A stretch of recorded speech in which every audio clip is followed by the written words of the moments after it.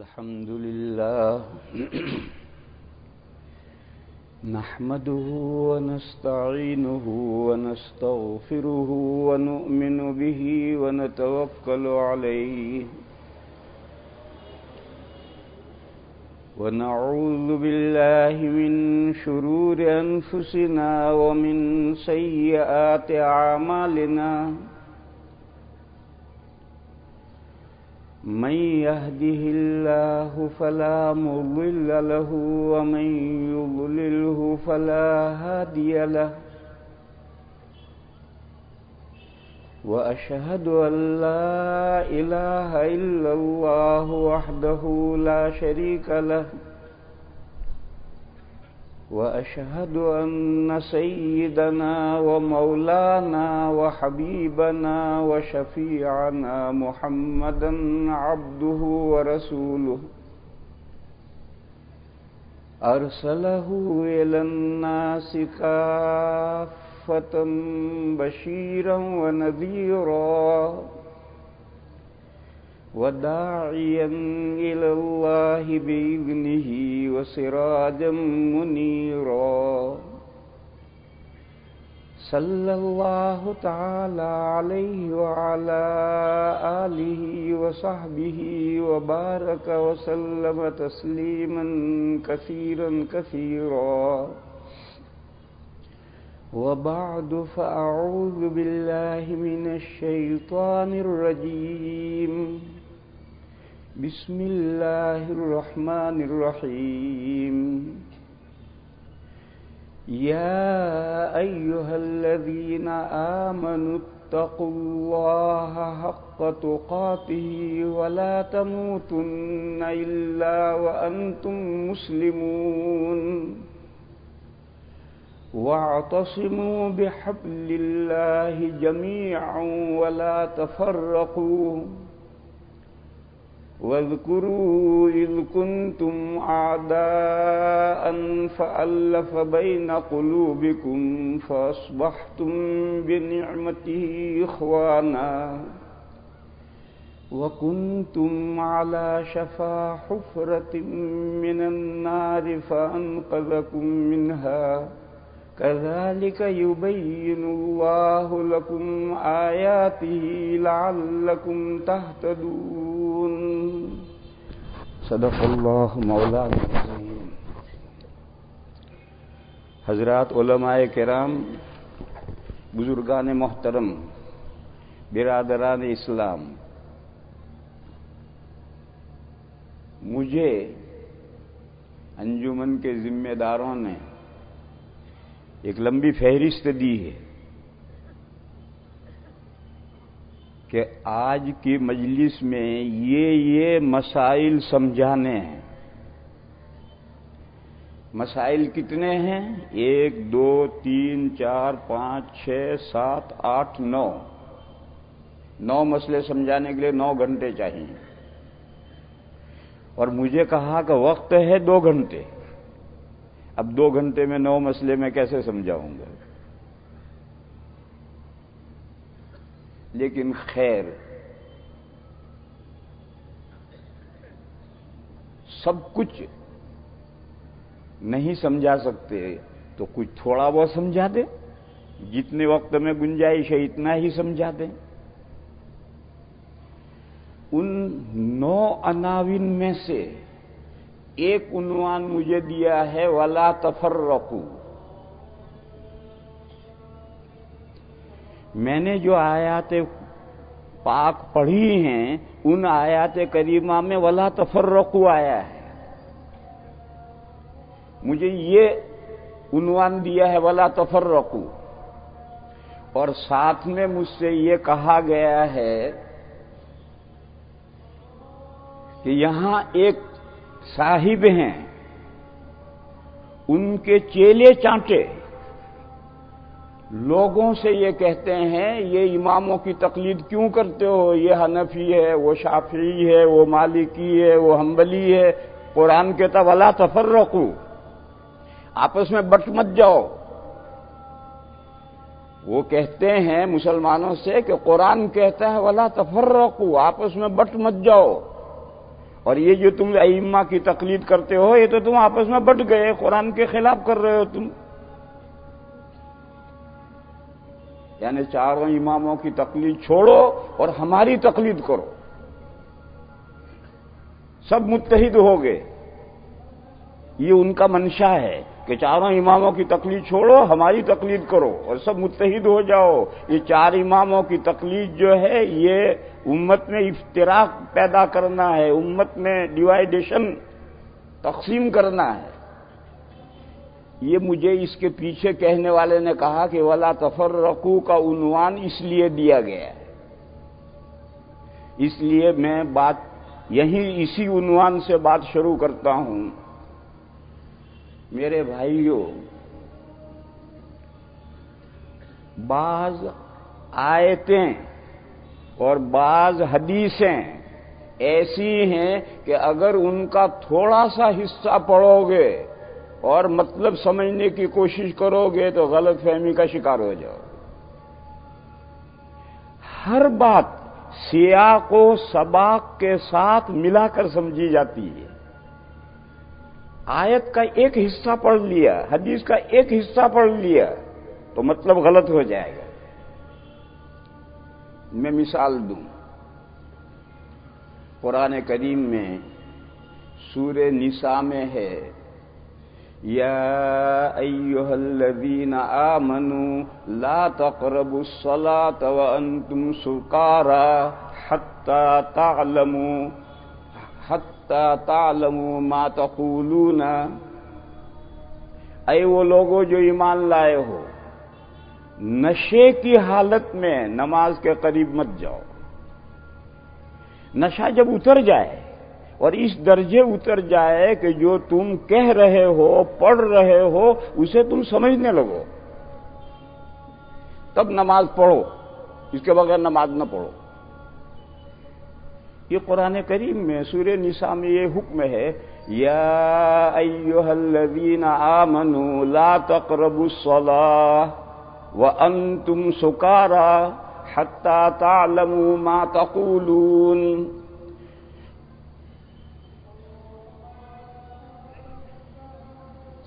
آپ حضرات یہ بات جانتے ہیں کہ اسلام میں شراب حرام ہوئی ہے 4 مرحلوں میں. ان 4 مرحلوں میں سے یہ ایک مرحلہ ہے درمیان کا. پہلا مرحلہ کیا ہے؟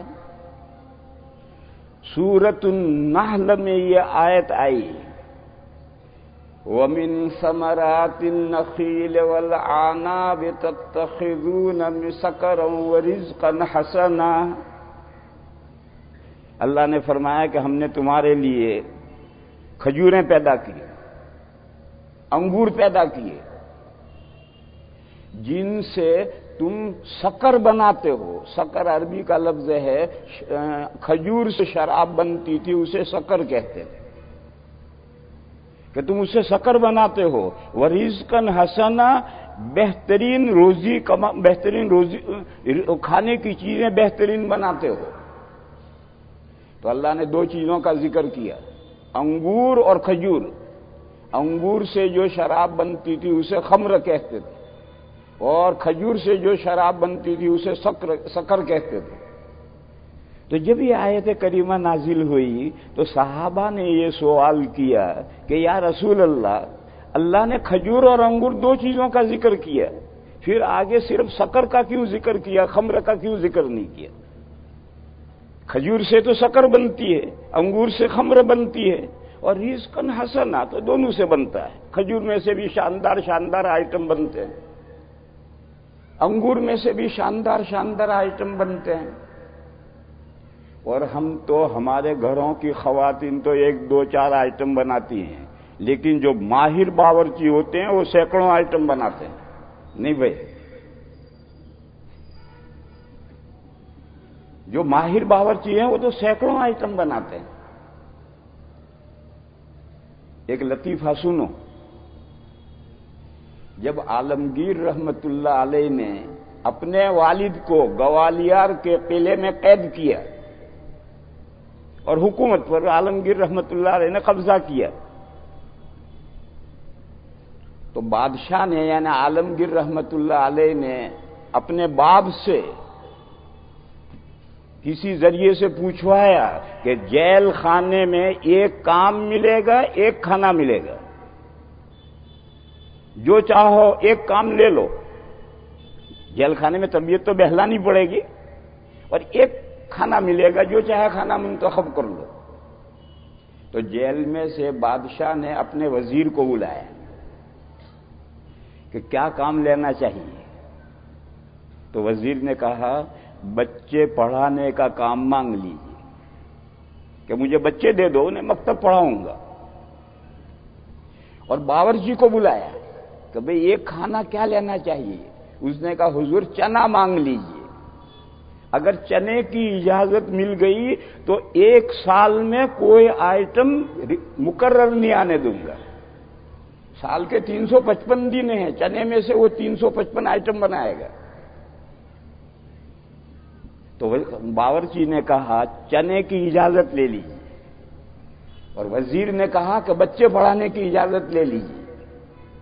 اس نے بادشاہ کو کہلوایا تو عالمگیر رحمت اللہ علیہ نے چنے کی اجازت تو دے دی، بچے پڑھانے کی اجازت نہیں دی، اور یہ کہا کہ جیل میں رہ کر بھی بادشاہت کرنی ہے. بچوں کا جو استاد ہے وہ تو بادشاہ ہے بچوں کا. تو کہا جیل میں رہ کر بھی بادشاہت کرنی ہے، بچے پڑھانے کی اجازت نہیں دی، چنا کی اجازت دے دی. مجھے تو اس قصے میں یہ سمجھانا ہے کہ ایک چنے سے 355 آئٹم بنتے ہیں. چنے کی کیا حیثیت ہے؟ کھجور تو اس سے بہت اچھی چیز ہے، انگور تو بہت اچھی چیز ہے، اس سے معلوم نہیں کتنے آئٹم بنیں گے. مغل دسترخوان ایک کتاب ہے مغل دسترخوان. اس کتاب میں 1000 طریقے سے پلاؤ بنانے کی ترکیبیں ہیں.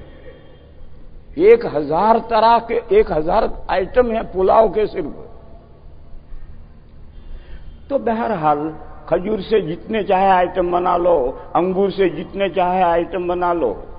تو بادشاہ نے چنے کی تو اجازت دے دی اور بچے پڑھانے کی اجازت نہیں دی. تو قرآن کریم نے بھی جب 2 چیزوں کا نعمت میں ذکر کیا کہ اللہ نے تمہارے لیے کھجوریں پیدا کی ہیں، انگور پیدا کیے ہیں، ان کھجوروں سے تم شکر بناتے ہو یعنی شراب بناتے ہو، اور انگور سے جو شراب بنتی ہے وہ اعلیٰ درجے کی شراب ہوتی ہے. اسے انگریزی میں کہتے ہیں وائن. انگریزی میں وائن انگوری شراب کو کہتے ہیں. اس کا تذکرہ قرآن نے چھوڑ دیا. اور رزقاً حسنہ میں تو دونوں آ گئے، کھجور سے بھی بہترین آئٹم بنیں گے، انگور سے بھی بہترین آئٹم بنیں گے. تو صحابہ کرام نے نبی پاک صلی اللہ تعالی علیہ وسلم سے سوال کیا کہ یا رسول اللہ، انگور کی جو شراب ہے خمر، جس کو انگریزی میں وائن کہتے ہیں، یہ تو اعلیٰ درجے کی فرسٹ کلاس شراب ہے، قرآن نے اس کا ذکر کیوں نہیں کیا؟ یہ پہلا مرحلہ ہے. لوگوں کے ذہنوں کو پر چوٹ پڑی کہ شراب کا جو اعلیٰ آئٹم ہے وہ کیوں چھوڑ دیا. پھر ایک عرصے کے بعد میں دوسری آیت کریمہ نازل ہوئی. یسألونک عن الخمر والمیسر قل فیہما اثم کبیر ومنافع للناس. لوگ آپ سے پوچھتے ہیں انگور کی شراب کے بارے میں، اور جگار اور سٹے کے بارے میں پوچھتے ہیں کہ سٹا کھیلنا، جگار کھیلنا جائز ہے یا نہیں. یہ یسألونک، صحابہ آپ سے پوچھتے ہیں. صحابہ نے کیوں پوچھا تھا؟ اس آیت کریمہ میں خمر کا ذکر چھوڑ دیا تھا. قرآن کریم نے کہا کہ دونوں میں، وائن میں، انگوری شراب میں، اور جگار میں، میسر میں، سٹے میں لوگوں کے لیے چند فوائد ہیں، کچھ فوائد ہیں. جبھی تو ساری دنیا پہ شرابیں پیتی ہے، کچھ فائدے ہیں جبھی تو پیتی ہے. کوئی دنیا ساری پاگل تھوڑی ہے. اور ساری دنیا کے لوگ سٹے کھیلتے ہیں، گورنمنٹ بھی سٹے کھلواتی ہے، تو اس میں کچھ فائدے ہیں جبھی تو ساری دنیا پاگل ہو رہی ہے. تو قرآن نے کہا قل فیہما اسم کبیر ومنافع للناس، تھوڑے سے فائدے ہیں مگر ان میں گناہ بہت بڑا ہے۔ بس اتنا کہہ کر چھوڑ دیا۔ ابھی شراب حرام نہیں ہوئی، سٹا حرام نہیں ہوا۔ اب لوگوں کے ذہنوں میں آیا کہ بے شک شراب میں کچھ فائدے ہیں، سٹے میں کچھ فائدے ہیں، لیکن جب گناہ بہت بڑا ہے تو عقل مندی کی بات یہ ہے کہ ایسی چیز اختیار نہ کی جائے جس میں بہت بڑا نقصان ہو، وہ چاہے بہت بڑا نقصان ایک ہو۔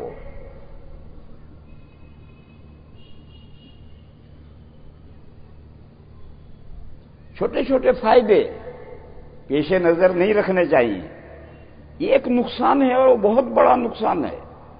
چنانچہ اس آیت کے اترنے پر بہت سے صحابہ نے شراب چھوڑ دی، سٹا چھوڑ دیا کہ چھوٹے چھوٹے فائدے ہیں، ان فائدوں کو لے کر کیا کریں گے جب اس میں بہت بڑا نقصان ہے، تو انہوں نے چھوڑ دیا۔ یہ شراب کی حرمت کا دوسرا مرحلہ ہے۔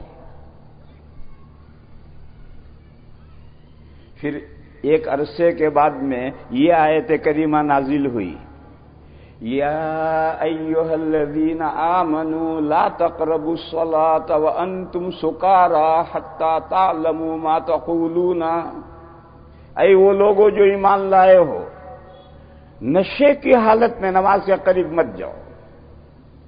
جب نشہ اتر جائے اور اس درجے پر اتر جائے کہ جو تم پڑھ رہے ہو، بول رہے ہو، اسے تم سمجھو کہ تم کیا پڑھ رہے ہو، تم کیا بول رہے ہو، تب جاؤ۔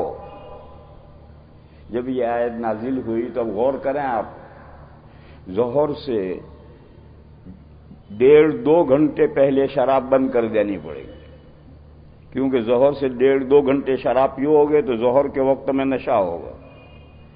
ظہر کے بعد شراب بند کر نہیں پی سکتے ہو، کیوں؟ عصر آ رہی ہے۔ عصر کے بعد شراب نہیں پی سکتے، مغرب آ رہی ہے۔ مغرب کے بعد شراب نہیں پی سکتے، عشاء آ رہی ہے۔ اب پینے کے 2 وقت رہے، عشاء اور فجر کے بیچ میں پیو، فجر اور ظہر کے بیچ میں پیو۔ پینے کے 2 وقت رہ گئے، باقی سب اوقات میں شراب پینے والوں نے خود بخود شراب بند کر دی، کیونکہ نمازیں آگے آ رہی۔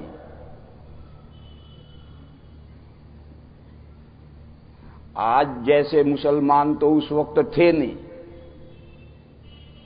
آج جیسے مسلمان تو اس وقت تھے نہیں کہ مسلمان ہیں اور یقیناً ہیں اور نماز نہیں پڑھتے، مسلمان ہیں اور یقیناً ہیں اور نماز نہیں پڑھتے۔ ایسے مسلمان اس زمانے میں نہیں تھے، ہر آدمی نماز پڑھتا تھا۔ تو شراب پینے کے اوقات میں کمی ہو کر 2 وقت شراب پینے کے رہ گئے، باقی وقت ختم۔ یعنی اس کو یوں سمجھو کہ ایک آدمی روزانہ 20 سگریٹ پیتا تھا، اب 6 سگریٹ رہ گئی، 14 سگریٹ بند۔ دیکھو کس طریقے سے آہستہ آہستہ شراب چھوڑنے کی طرف لایا جا رہا۔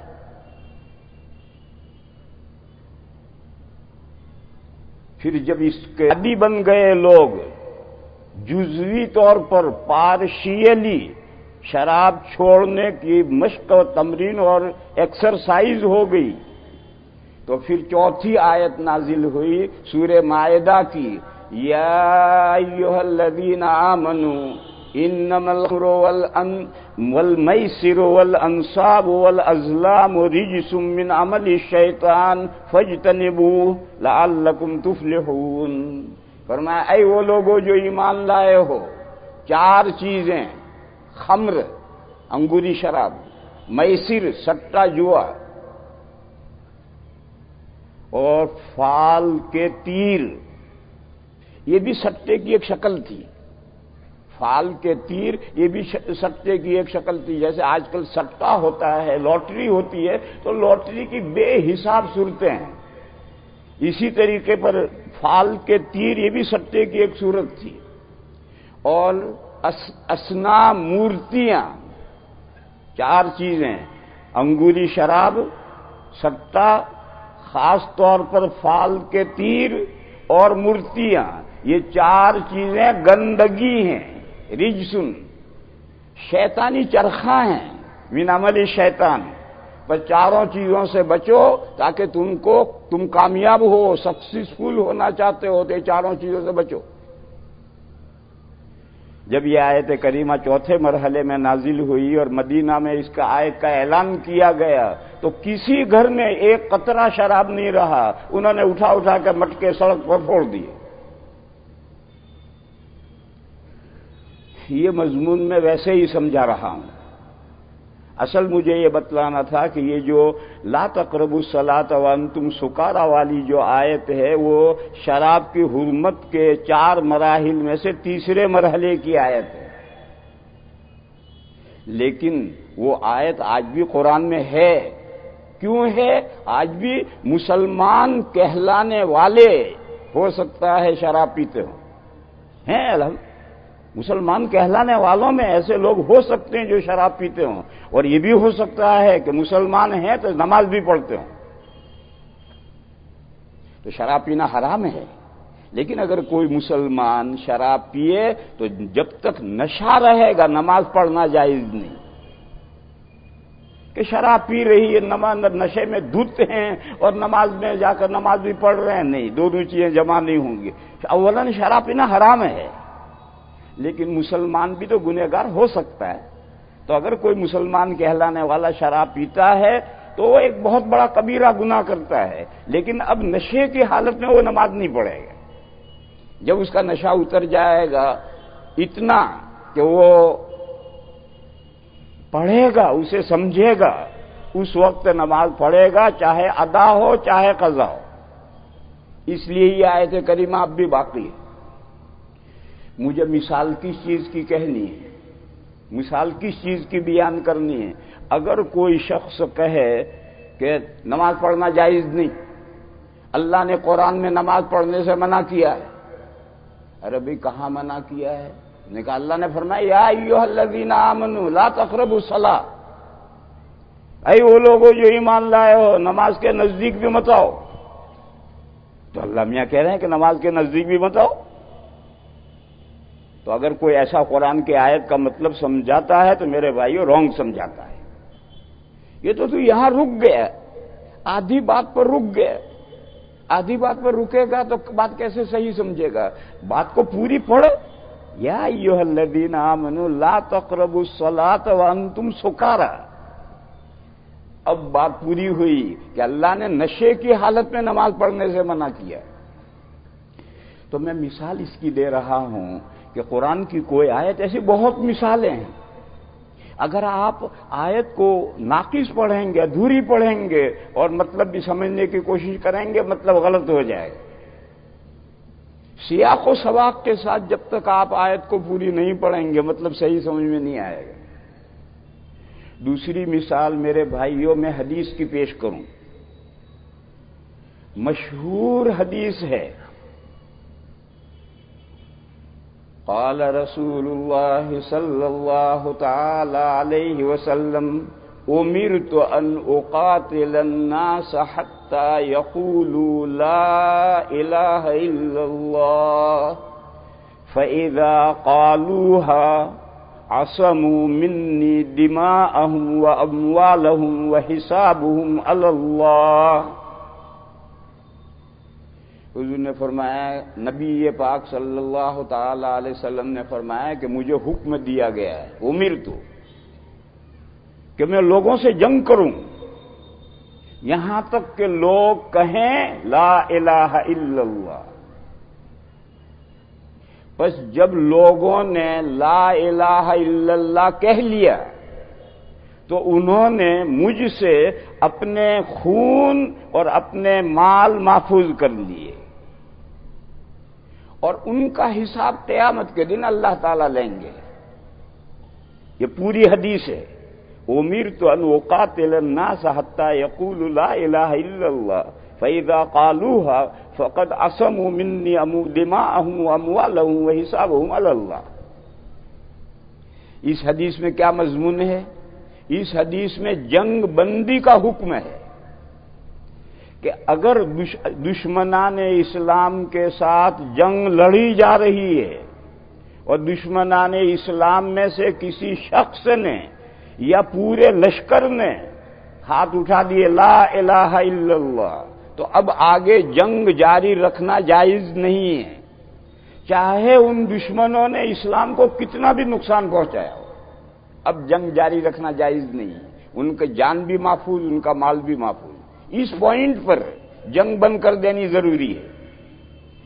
رہی ایک احتمال یہ ہے کہ یہ جو انہوں نے ہاتھ اٹھا کر کہا لا الہ الا اللہ، یہ اپنی جان بچانے کے لیے کہا ہے یا سچے دل سے مسلمان ہوئے ہیں؟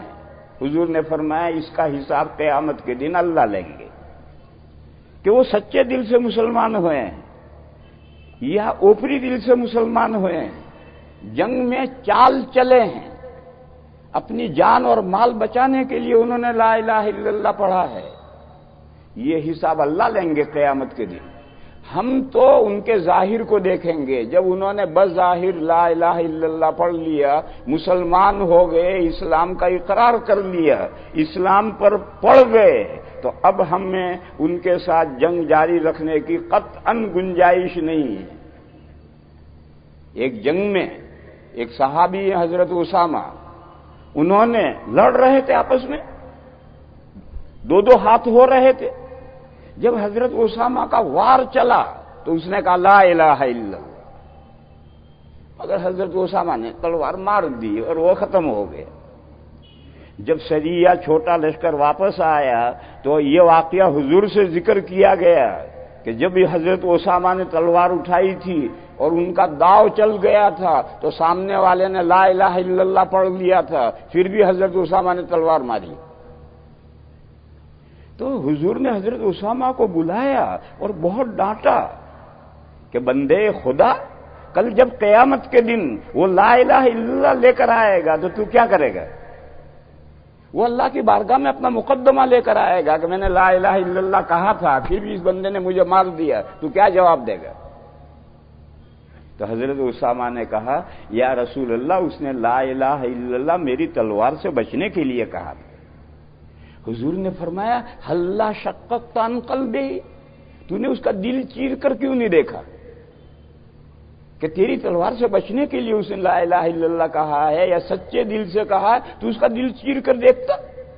دل چیر کر کون دیکھ سکتا ہے؟ جب نہیں دیکھ سکتے تو ہمیں ظاہر پر احکام کا مدار رکھنا ہے کہ جب وہ بظاہر مسلمان ہو رہا ہے تو اب اس کو قتل کرنا جائز نہیں۔ بہرحال میں یہ سمجھا رہا تھا کہ اس حدیث شریف کا مقصد ہے جنگ بندی، کہ اس پوائنٹ پر جنگ بند کر دینا ضروری ہے، آگے اب جنگ جاری رکھنا جائز نہیں۔ لیکن میرے بھائیوں، کچھ بندے ہیں وہ کیا حدیث ادھوری پڑھتے ہیں، کیا کہتے ہیں؟ امرت ان اقاتل الناس حتى يقولوا لا الہ الا اللہ، مجھے حکم دیا گیا ہے کہ میں لوگوں سے جنگ کروں یہاں تک کہ لوگ لا الہ الا اللہ کہیں۔ بس اب اس کا مطلب کیا ہوا؟ اس کا مطلب یہ ہوا کہ دنیا میں اسلام تلوار کے زور سے پھیلا ہے، مار کے مسلمان بنایا ہے۔ نبی پاک صلی اللہ تعالی علیہ وسلم نے دنیا کو مار کے مسلمان بنایا ہے، تلوار کے زور سے اسلام پھیلایا ہے، اور اعدائے اسلام نے اس پوائنٹ پر بہت کچھ لکھا۔ اسلام تلوار کے زور سے پھیلا ہے، دلیل حضور کا ارشاد ہے کہ مجھے حکم دیا گیا ہے کہ میں لوگوں سے لڑوں یہاں تک کہ وہ لا الہ الا اللہ کہیں۔ اس کا مطلب کہ مار کے مسلمان بناؤ۔ یہ آپ جانتے ہیں اعدائے اسلام یہ اعتراض کرتے ہیں کہ اسلام تلوار کے زور سے پھیلا ہے اور یہ حدیث پیش کرتے ہیں۔ ارے یہ حدیث تو تم آدھی پڑھ کر رک گئے ہو، اس لیے غلط مطلب ہو گیا ہے۔ اس حدیث میں جنگ کرنے کا بیان نہیں ہے، جنگ بندی کا بیان ہے کہ لا الہ الا اللہ دشمن جب کہہ لے تو اس پوائنٹ پر جنگ روک دینا ضروری ہے۔ حدیث آگے پڑھو، فَإِذَا قَالُوهَا عَصَمُوا مِنِّي دِمَاءَهُمْ وَأَمْوَالَهُمْ وَحِسَابُهُمْ عَلَى اللَّهِ، جب لوگوں نے لا الہ الا اللہ کہہ لیا تو انہوں نے اپنی جان بھی بچا لی، اپنا مال بھی بچا لیا، مجھ سے جان بھی محفوظ کر لی، مال بھی محفوظ کر لیا۔ رہی یہ بات کو اوپرے دل سے کہا ہے، سچے دل سے نہیں کہا ہے، اس کا حساب اللہ لیں گے، ہم حساب نہیں لیتے۔ ہمارے سامنے تو جب اس پارٹیکولر پرسن نے، ایک معین آدمی نے لا الہ الا اللہ کہہ لیا، جیسے حضرت اسامہ کی تلوار کی زد میں جب ایک غیر مسلم آیا اس نے لا الہ الا اللہ کہہ لیا، حضرت اسامہ کو نہیں چاہیے تھا کہ فوراً تلوار روک لیں، اس کو قتل نہ کریں، مگر انہوں نے کیا تو حضور نے ڈانٹ پلائی اور بہت اتنا بار بار فرمایا کہ اسامہ جب کل وہ لا الہ الا اللہ لے کر اللہ کی بارگاہ میں آئے گا تو تم کیا جواب دو گے اس کا؟ تو حضرت اسامہ کہتے ہیں کہ میں نے یہ تمنا کرنے لگا کہ کاش میں آج ہی مسلمان ہوا ہوتا اور یہ گناہ مجھ سے اسلام سے پہلے ہو گیا ہوتا تاکہ اسلام سے یہ گناہ مٹ جاتا۔ بہرحال میرے بھائی ایک اہم پوائنٹ ہے سمجھنے کا، اور جو لوگ اعتراض کرتے ہیں کہ اسلام تلوار کے زور سے پھیلا ہے، یہ اعتراض غلط ہے، اور وہ غلط فہمی ان کو اس حدیث کو ادھورا پڑھنے سے، ناقص پڑھنے سے ان کو یہ غلط فہمی ہوئی۔ یہ ایک مثال قرآن کریم کی ہے، ایک مثال حدیث شریف کی ہے۔ یہ بات سمجھانے کے لیے میں نے دو مثالیں دی ہیں کہ بہت سی جگہ ایسا ہوتا ہے کہ اگر آپ نص یعنی قرآن کی آیت یا کسی حدیث کو آپ ادھورا پڑھیں گے تو اس کا مطلب غلط ہو جائے گا۔ میرے بزرگوں اور بھائیوں، یہ جو کچھ لوگ ہیں جو ولا تفرقوا کا مطلب بیان کرتے ہیں کہ یہ 4 اماموں کی تقلید کر کے امت کو کیوں بانٹ دیا تم نے، میرے بھائیوں اس آیت کریمہ کا یہ مطلب ہی نہیں ہے۔ بیچ میں سے ایک ٹکڑا پڑھ لیا ولا تفرقوا، نہ ادھر کا پتہ ہے نہ ادھر کا پتہ ہے۔ اس طریقے سے اگر قرآن و حدیث کو پڑھنا شروع کریں گے تو پھر تو جو چاہے قرآن و حدیث میں سے مطلب نکال لو۔ ہر بات کو سیاق و سباق سے ملا کر دیکھنا ہوگا۔ اس لیے میں نے 2 آیتیں پوری پڑھی ہیں، اور یہ 2 آیتیں اپنی جگہ پر پہلے سمجھنی چاہیے۔ ان میں جو مضمون ہے وہ مستقل سمجھنے کے قابل مضمون ہے۔ یا ایھا الذین آمنوا اتقوا اللہ حق تقاتہ، اے وہ لوگوں جو ایمان لائے، ہم سب ہیں، ہم سب ایمان لانے والے، اللہ کے فضل سے ہم سب ایمان لانے والے ہیں۔ اللہ پاک ہم سے فرما رہے ہیں، اے وہ لوگوں جو ایمان لائے، اللہ سے ڈرو جیسا اللہ سے ڈرنے کا حق ہے۔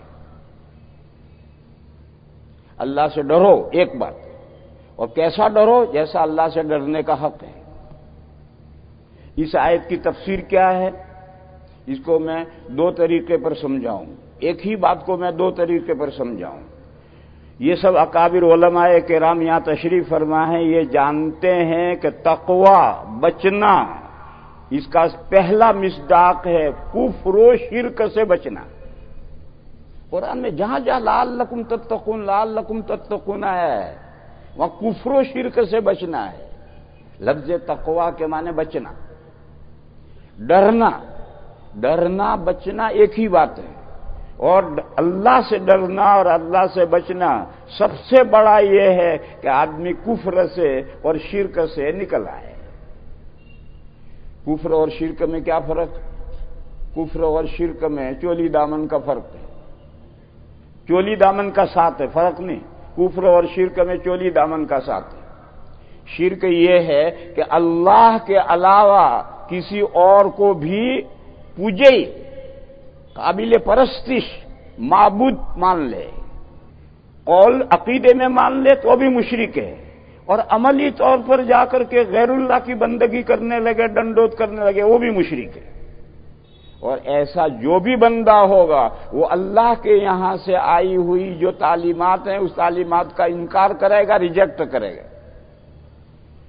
آدم علیہ السلام سے لے کر آخری پیغمبر حضرت محمد مصطفیٰ صلی اللہ تعالی علیہ وسلم پر جتنے ادیان آئے ہیں، ان ادیان کو جو بھی قبول کرے گا وہ شرک نہیں کر سکتا، اللہ کے علاوہ کسی کو معبود تسلیم نہیں کر سکتا۔ اور جو اللہ کے علاوہ کو معبود تسلیم کرتا ہے وہ اللہ کے نازل کیے ہوئے دین کا انکار کرتا ہے۔ اللہ کا آخری دین، خاتم النبیین، حضرت محمد مصطفیٰ صلی اللہ تعالی علیہ وسلم پر نازل ہوا، جو آج ہمارے پاس قرآن و حدیث کی شکل میں موجود ہے۔ جو بھی شرک کرے گا، اللہ کے علاوہ کو معبود تسلیم کرے گا، اللہ کے علاوہ کو قابل پرستش مانے گا اور دوسرے کی پرستش کرے گا، وہ حضور کے دین کا ماننے والا نہیں ہو سکتا۔ کفر کے ماننے ہیں ریجیکٹر، انکار کرنے والا، نہ ماننے والا۔ لہذا شرک اور کفر ایک ہی ہے، چولی دامن کا ساتھ ہے۔ شرک اور کفر سے بچ جانا، اس کا نام ہے تقوی، اور یہ تقوی کا پہلا درجہ ہے۔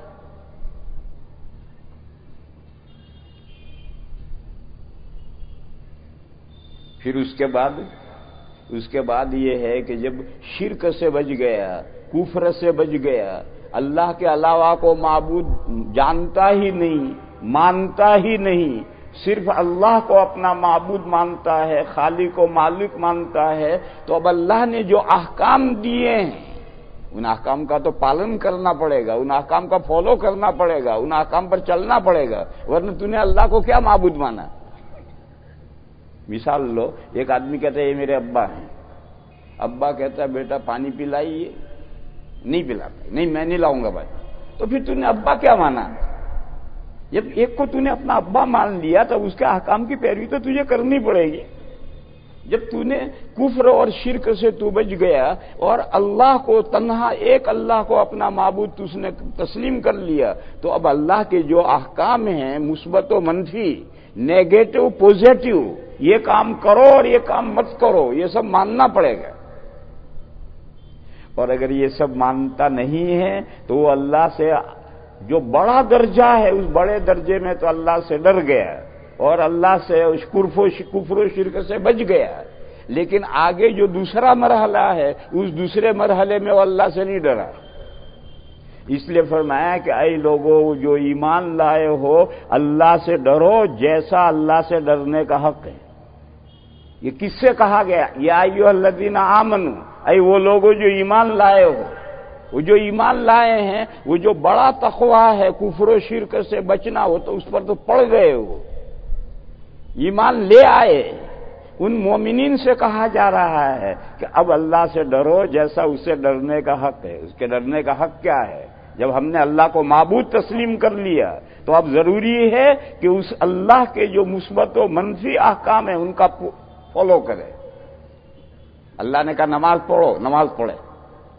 اللہ نے کہا شراب مت پیو، شراب نہ پیے۔ اللہ نے کہا روزہ رکھو، روزہ رکھے۔ اللہ نے کہا سود مت کھاؤ، سود نہ کھائے۔ یہ کام اور یہ کام دونوں کرنے ہیں تو تم اللہ سے ڈرے جیسا کہ اللہ سے ڈرنے کا حق ہے۔ بس تقویٰ کے دو درجے ہو گئے، فرسٹ درجہ اور سیکنڈ درجہ۔ فرسٹ درجہ مطلوب ہے، مگر صرف فرسٹ درجہ مطلوب نہیں ہے، سیکنڈ درجہ بھی مطلوب ہے۔ میرے بھائیوں، آج بے حساب مسلمان ہیں، مومنین ہیں، جو فرسٹ درجے پر اللہ سے ڈرتے ہیں، کفر و شرک سے بچتے ہیں، صرف ایک اللہ کو معبود مانتے ہیں، اس کے علاوہ کسی کو نہ معبود مانتے ہیں، نہ غیر اللہ کے سامنے سر نیاز تسلیم کرتے ہیں۔ لیکن تقویٰ کا جو دوسرا مرحلہ ہے، اس دوسرے مرحلے میں آ کر پھسل جاتے ہیں۔ بھئی اللہ نے یہ کام کرنے کو کہا کرو، اللہ نے ان کاموں سے بچنے کو کہا بچو، کان بہرے کر لیتے ہیں۔ مسلمان اپنے آپ کو کہتے ہیں اور ہیں مسلمان، واقعتاً مسلمان ہیں، لیکن پہلے مرتبے کے مسلمان ہیں، جو تقویٰ ہے وہ تو حاصل ہو گیا۔ قرآن نے کہا کہ جب تم ایمان لے آئے اور پہلے مرتبے کا تمہیں تقویٰ حاصل ہو گیا، اللہ سے تم ڈرنے لگے اور کفر و شرک سے بچ گئے، تو اب اللہ سے ڈرنے کا جیسا حق ہے ایسا ڈرو۔ یعنی دوسرے مرحلے کا جو تقویٰ ہے، فرائض پابندی سے کرو، حرام کاموں سے بچو، تو تم اللہ سے ڈرے جیسا اللہ سے ڈرنے کا حق ہے۔ پھر اسی مضمون کو قرآن نے اور آگے کیا کہا؟ وَلَا تَمُوتُنَّ إِلَّا وَأَنْتُمْ مُسْلِمُونَ، اور تمہاری موت نہیں آنی چاہیے مگر سرینڈر ہونے کی حالت میں۔ تابعدار ہونے کی حالت میں یہ جو اگلا ٹکڑا ہے اس میں دو باتیں بیان کی ہیں، ان دونوں باتوں کو سمجھو۔ آپ حضرات عربی نہیں جانتے، یہ سب علماء کرام جانتے ہیں۔ اسلام یہ باب افعال کا مصدر ہے، اور اسلام کے معنی ہے سر افگندگی، کسی حکم کے سامنے سر ڈال دینا۔ لفظ اسلام کے معنی ہے سر افگندگی، سر مانے یہ سر ہیڈ، اور افگندن کے معنی سر ڈالنا یعنی سرنڈر ہونا۔ تو اسلام کے معنی سرنڈر ہونے کے۔ دیکھو ایمان کے معنی ہیں دل سے عقیدے قبول کرو، ایمان کے معنی ہیں دل سے عقیدے قبول کرو، اور اسلام کے معنی ہیں جو اعمال ہیں اللہ کی شریعت میں ان اعمال کا پالن کرو، ان پر چلو، کرنے کے کام کرو، بچنے کے کام سے بچو، یہ ہے اسلام۔ حدیثوں میں ایک حدیث جبریل کہلاتی ہے۔ نبی پاک صلی اللہ تعالی علیہ وسلم کی حیات مبارکہ کے آخر میں ایک دن حضور صحابہ کے مجمع کے ساتھ مسجد میں بیٹھے ہوئے تھے، اور ایک صاحب آئے، نہایت اجلے کپڑے، سر کے بال سیاہ، ایسا معلوم ہو جیسے گھر میں سے نہا کر کے ابھی کپڑا جوڑا بدل کر آئے ہیں۔ مجمع میں آ کر مجمع چیر کر حضور کے قریب آ کر بیٹھے۔ اب لوگ سمجھتے کون ہے؟ مدینہ کا ہوتا تو صحابہ پہچانتے ہوتے، باہر سے سفر کر کے آیا ہے تو اس کے کپڑے میلے گندے گردے، عرب کا تو ریگستان ہے، ریگستان میں جب سفر کر کے آئے گا تو بال پر مٹی ہوگی، گردا ہوگا۔ انہوں نے آ کر حضور سے چند سوال کیے ہیں، 4 سوال کیے ہیں۔ ان میں سے ایک سوال کیا ہے مل ایمان، ایمان کیا ہے؟ تو نبی پاک صلی اللہ تعالی علیہ وسلم نے 6-7 عقیدے بتائے ہیں کہ یہ 6-7 عقیدے ماننے کا نام ایمان ہے، اور وہ جو 6-7 عقیدے ہیں وہ تعلیم الاسلام میں ایمان مفصل میں لیے گئے۔ پھر انہوں نے دوسرا سوال کیا مل اسلام، اسلام کیا ہے؟ تو حضور نے 5 کام بتلائے کہ یہ 5 کام کرنے کا نام اسلام ہے۔ پہلا کام کیا ہے؟ توحید، معبود ایک ہے، ایک اللہ کے علاوہ کوئی معبود نہیں، اور آخری پیغمبر حضرت محمد مصطفیٰ صلی اللہ تعالی علیہ وسلم ہیں، ان 2 باتوں کی گواہی دینا، یہ پہلا کام ہے۔ گواہی کہاں دی جاتی ہے؟ کورٹ میں ایک آدمی مقدمہ کرتا ہے کہ زید کے پاس جو مکان ہے وہ میرا ہے۔ اگر زید کورٹ میں یہ بیان دے دے کہ ٹھیک ہے یہ مکان دعوے دار کا ہے تو آگے مقدمہ چلے گا ہی نہیں، بلکہ کورٹ میں مقدمہ جائے گا ہی نہیں۔ قاضی جب جج سے پوچھے گا بھئی یہ کہتا ہے مکان میرا ہے، وہ کہتا نہیں اس کا نہیں، تو اب قاضی جی جو دعوے دار ہے مدعی ہے اس سے کہے گا کہ گواہ لا کہ یہ مکان زید کا نہیں ہے تیرا ہے، اسے گواہ لا دو۔ چنانچہ وہ گواہ لائے گا، اور گواہوں کی گواہی جج کب سنے گا؟ جب یہ مدعا علیہ زید کورٹ میں موجود ہو تو گواہوں کی گواہی سنی جائے گی، زید کی موجودگی کے بغیر گواہی نہیں سنی جائے گی۔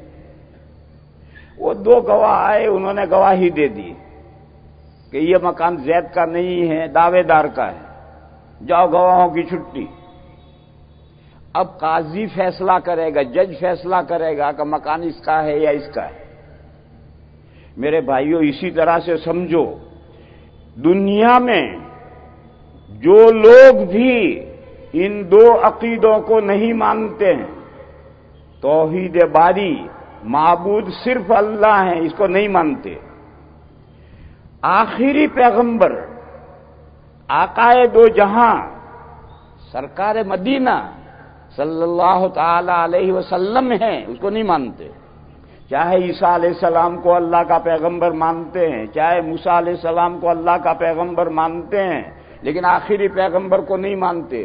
دنیا میں ایسے جتنے لوگ ہیں، ایک مسلمان کا فریضہ ہے، ذمہ داری ہے کہ ان کے پاس جا کر کے گواہی دے کہ معبود صرف اللہ ہے، آخری پیغمبر حضرت محمد ہیں۔ یہ اسلام کا عقیدہ ہے، یہ ان کے سامنے، منکر کے سامنے، جیسے کورٹ میں منکر کے سامنے مدعی کے گواہ پیش ہوتے ہیں، تو دنیا میں ان دو عقیدوں کے جو منکر ہیں ان کے سامنے یہ دو عقیدے پیش کرنے، پھر ماننا نہ ماننا اس کا کام ہے، فیصلہ کرنا اللہ کا کام ہے، جج اللہ تعالی ہے، گواہوں کا کام کورٹ میں جا کر گواہی گزار دینا ہے۔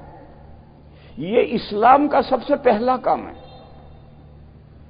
مگر میرے بھائیوں، ایک لمبے عرصے سے یہ کام مسلمان نہیں کر رہے ہیں، جزوی طور پر کر رہے ہیں، لیکن یہ کام تو ہر مسلمان کے کرنے کا ہے،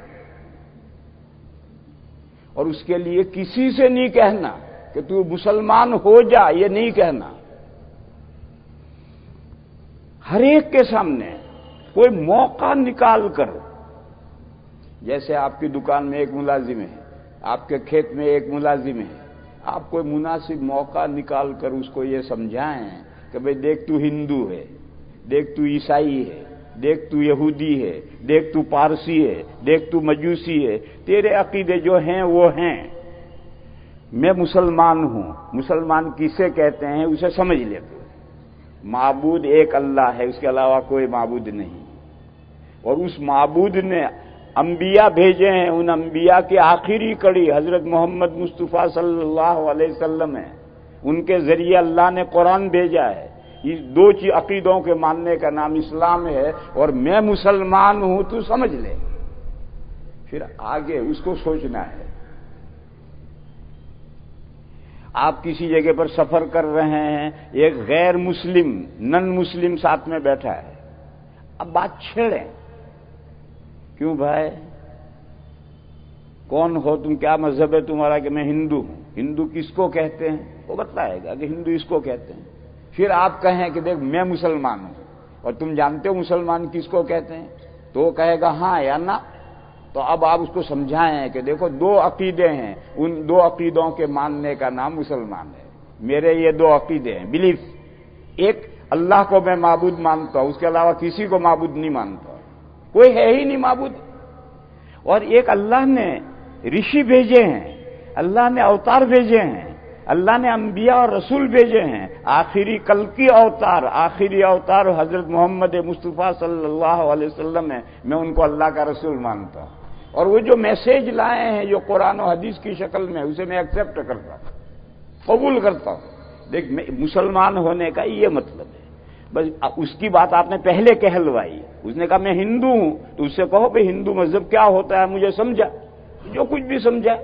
پھر آپ کہیں میں مسلمان ہوں، اور مسلمان کیا ہوتا ہے اس کو سمجھا دیا، آپ نے گواہی دے دی۔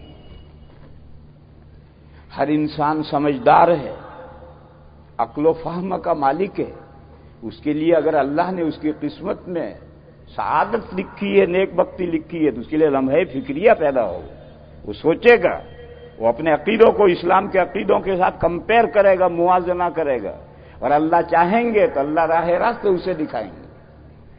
بہرحال یہ پہلا کام ہے، گواہی دینا۔ ایک تو ہے تصدیق قلبی، وہ تو ایمان ہے، دل سے یہ دو عقیدے مان لینا، یہ تو ایمان ہے، اور ایک ہے گواہی دینا، یہ عمل ہے، اور یہ اسلام کے 5 اعمال میں سے پہلا عمل ہے۔ دوسرا عمل ہے نمازوں کا اہتمام کرو، پابندی سے نمازیں پڑھو، کھیڑ بکھیڑ نہیں، کبھی پڑھی کبھی نہیں پڑھی نہیں، پابندی سے پڑھو، زکوٰۃ ادا کرو، روزے رکھو، اور اللہ نے استطاعت دی ہے تو حج کرو۔ یہ 5 کام اسلام ہیں۔ اور حضرت شاہ ولی اللہ صاحب علیہ الرحمٰن نے حجت اللہ البالغہ میں لکھا ہے کہ جس کا ایمان کھرا ہے اور یہ ارکان 4 پابندی سے بجا لاتا ہے تو وہ اس کے لیے نجات اولی ہے، یعنی مرتے ہی جنت میں۔ اور اگر ایمان کھوٹا ہے، ایمان کھوٹا ہے، دیکھو آج دنیا میں جتنے گمراہ فرقے ہیں وہ گمراہ فرقے غلط عقائد کی وجہ سے بنے ہیں، عمل کے اختلاف سے فرقے نہیں بنتے۔ عمل کا اختلاف تو صحابہ کے زمانے میں بھی تھا، عمل کے اختلاف سے فرقے نہیں بنتے، عقیدوں سے فرقے بنتے ہیں۔ تو جتنے گمراہ فرقے ہیں، جب ان کا ایمان صحیح نہیں ہے تو انہیں جہنم میں جانا ہے، لازماً جانا ہے۔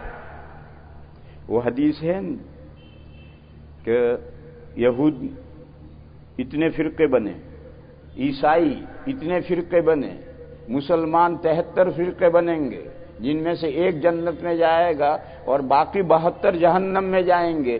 یہ فرقے بنتے ہیں عقیدوں کی خرابی سے،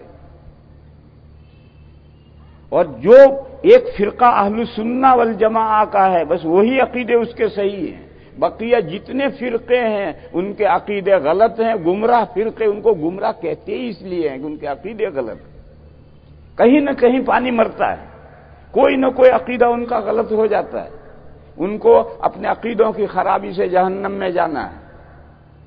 اور رہا اعمال کی خرابی، کرنے کے کام نہیں کیے، نہ کرنے کے کام کیے، تو اس کو اللہ معاف بھی کر سکتے ہیں، اور معافی نہیں ملی تو اس کو بھی سزا پانے کے لیے جہنم میں جانا ہے۔ پھر جہنم میں سزا پا کر سفارشوں سے یا معافی سے پھر جنت میں آئیں گے۔ اللہ پاک کا ارشاد ہے، ان اللہ لا یغفر ان یشرک بہ ویغفر ما دون ذلک لمن یشاء۔ اللہ تعالیٰ جو عقیدوں کی خرابی ہے اسے تو کبھی معاف نہیں کریں گے۔ عقیدوں کی خرابی میں سب سے بڑا خراب عقیدہ ہے شرک۔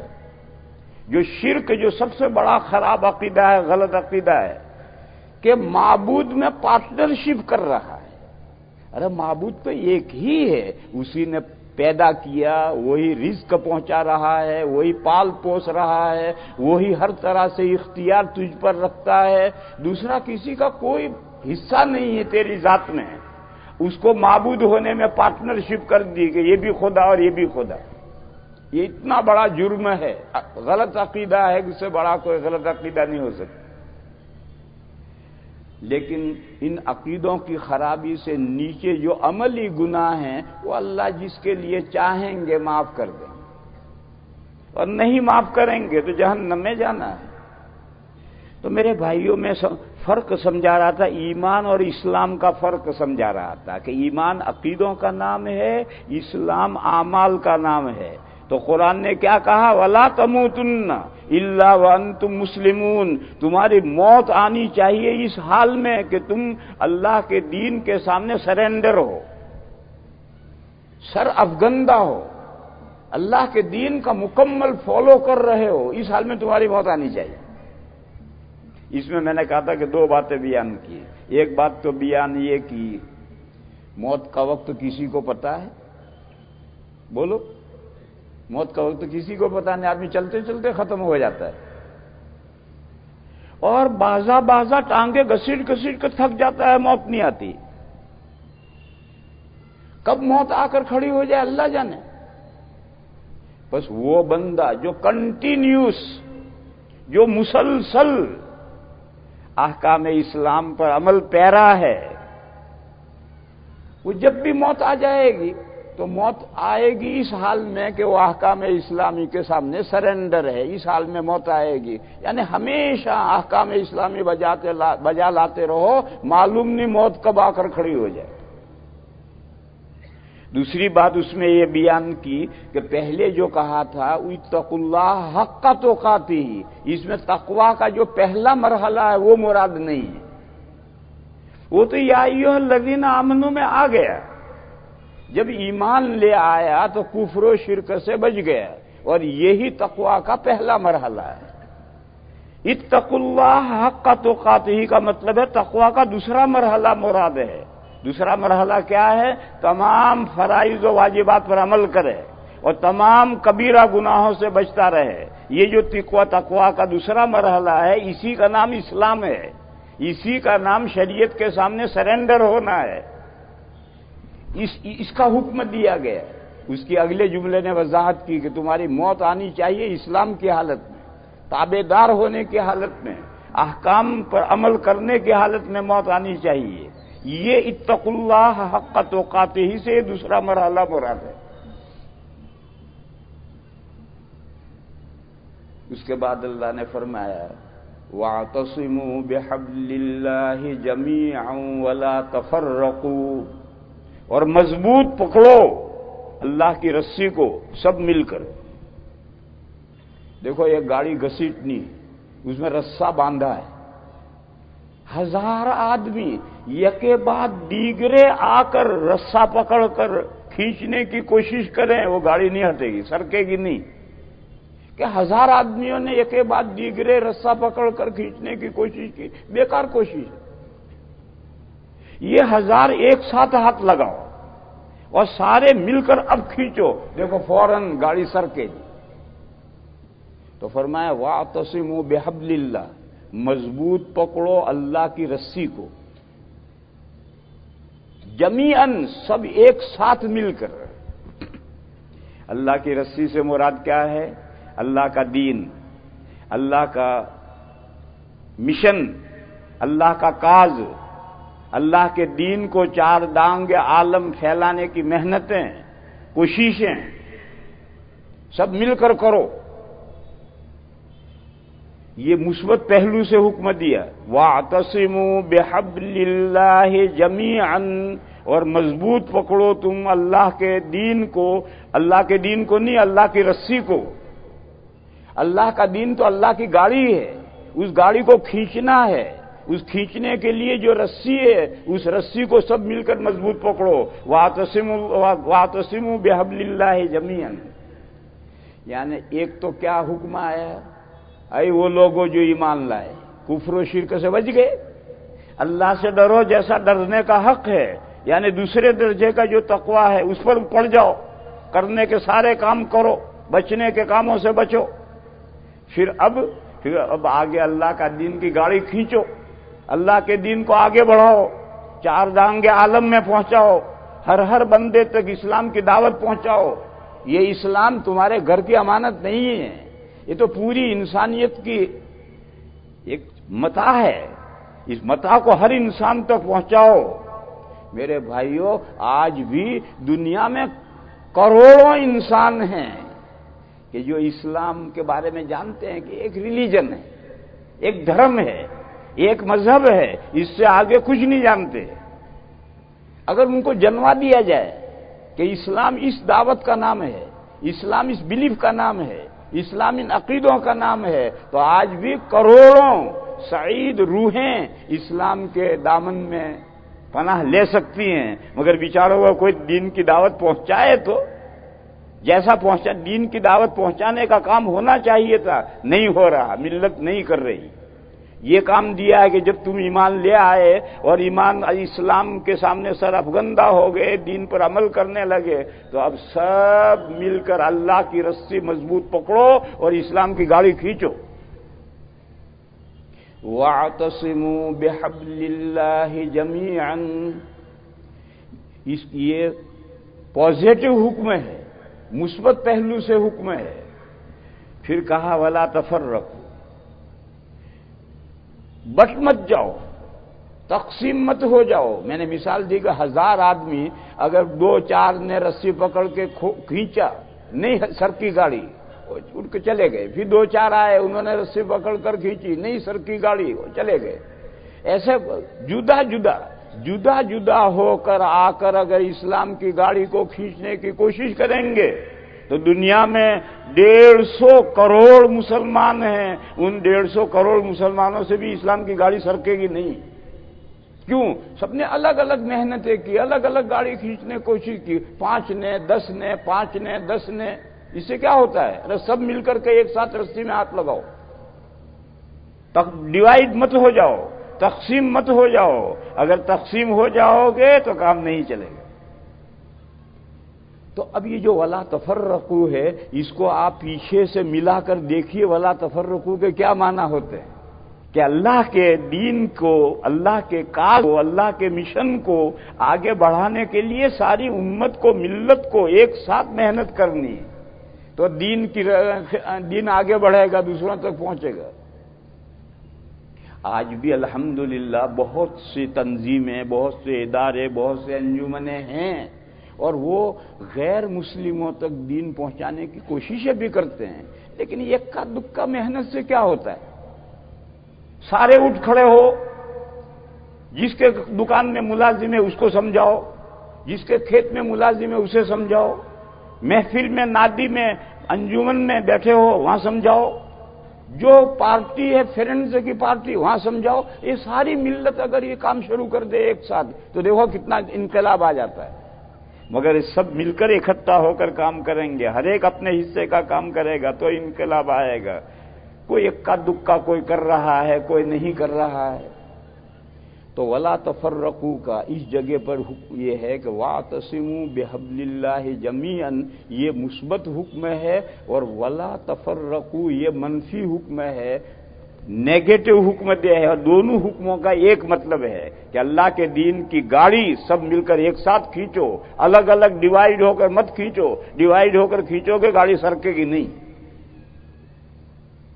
پھر اللہ نے فرمایا کہ آپس کی کیسی بھی دشمنیاں ہوں تو بھول جاؤ، ایک ہو جاؤ۔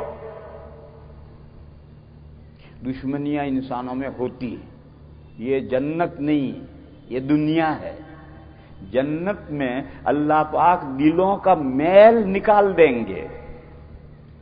اخواناً علی سرور متقابلین، سب جنتی بھائی بھائی ہوں گے، چارپائیوں پر، مسیریوں پر آمنے سامنے بیٹھے ہوئے باتیں کر رہے ہوں گے۔ وَنَزَعْنَا مَا فِي صُدُورِهِم مِّن غِلٍّ، دلوں کے اندر جو میل ہے جنت میں نکال دیا جائے گا۔ لیکن میرے بھائیو یہ دنیا ہے، یہاں دنیا میں تو میل، دلوں میں میل پیدا ہونے میں دیر نہیں لگتی، لیکن اگر یہ میل لیے بیٹھے رہو گے تو دین کی گاڑی سرکے گی نہیں۔ سب ایک ساتھ مل کر دین کی گاڑی کھینچنے کے لیے ضروری ہے کہ اختلافات بھول جاؤ۔ فرمایا ولا تفرقوا، آپس میں ڈیوائیڈ مت ہو جاؤ۔ وَاذْكُرُوا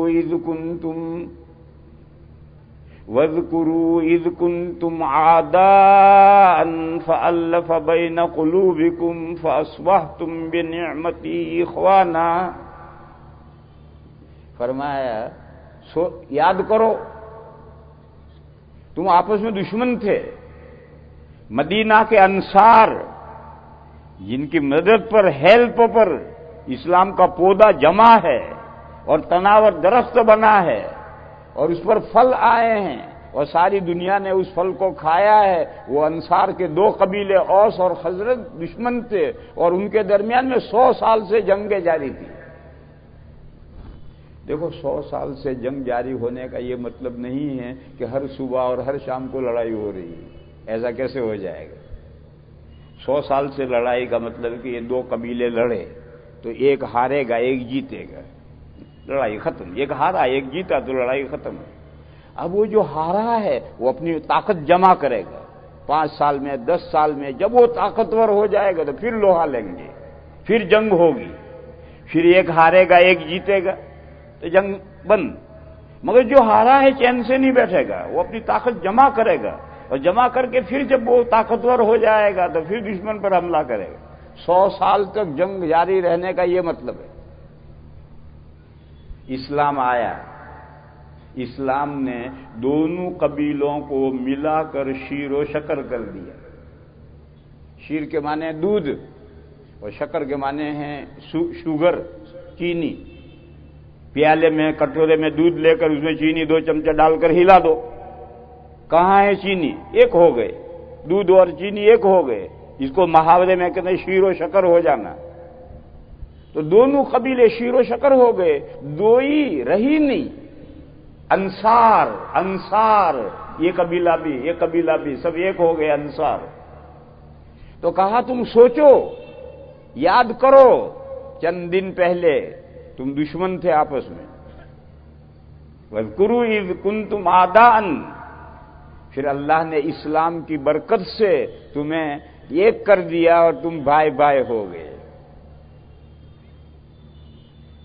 معلوم ہوا کہ اتنے گہرے اختلاف، جس اختلاف کے پیچھے 100 سالہ لڑائیاں ہوں، انسان چاہیں تو سب بھول سکتے ہیں، مگر چاہیں تو بھول سکتے ہیں، نہ چاہیں تو پرانے گڑے مردے بھی اکھاڑیں گے۔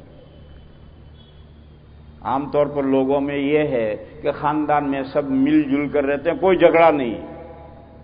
جہاں کسی کی شادی کی تاریخ طے ہوئی کہ اب وہ پرانے جھگڑے یاد آتے ہیں۔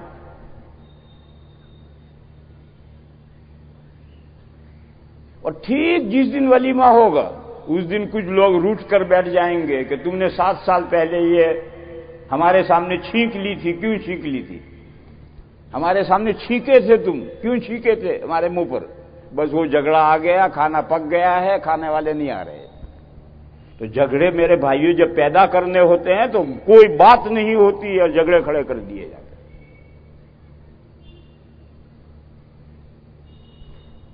اور جھگڑے جب ختم کرنے ہوں تو 1 سیکنڈ میں جھگڑے ختم۔ پرانی باتیں بھی بھول گئے، پرانی باتیں بھی بھول گئے، دونوں اسلام کے احکام پر آ گئے تو اوس و خزرج ایک ہو گئے، جھگڑے سارے ختم ہو گئے۔ تو کہا جھگڑے ختم کرو، اپنا حال یاد کرو جب تم ایک دوسرے کے دشمن تھے اوس و خزرج، اور اللہ کے انعام سے، اللہ کی نعمت سے تم ایک ہو کر انصار بن گئے، تو جھگڑے ختم کرو۔ یہ ولا تفرقو کی مثال ہے۔ میں نے کہا تھا کہ سیاق دیکھنا پڑتا ہے، سباق دیکھنا پڑتا ہے، پہلے کیا مضمون آیا ہے، پیچھے کیا مضمون آیا ہے، بیچ میں سے ایک ٹکڑا اٹھا کر کے کوئی مضمون نہیں بنتا۔ یہ پیچھے یہ مضمون آیا ہے، معلوم ہوا کہ ولا تفرقو یہ دنیا کے جھگڑے ہیں، یہ دنیا کے جھگڑے ہیں۔ جس کو قرآن نے کہا کہ ان جھگڑوں میں مت پڑو دنیا کے، اسلام کے کاز کے لیے، کیا کہنے آ رہے؟ بہت وقت ہے ولا تفرقو سے وہی ذرا سا سنت والجماعت والے جو کام۔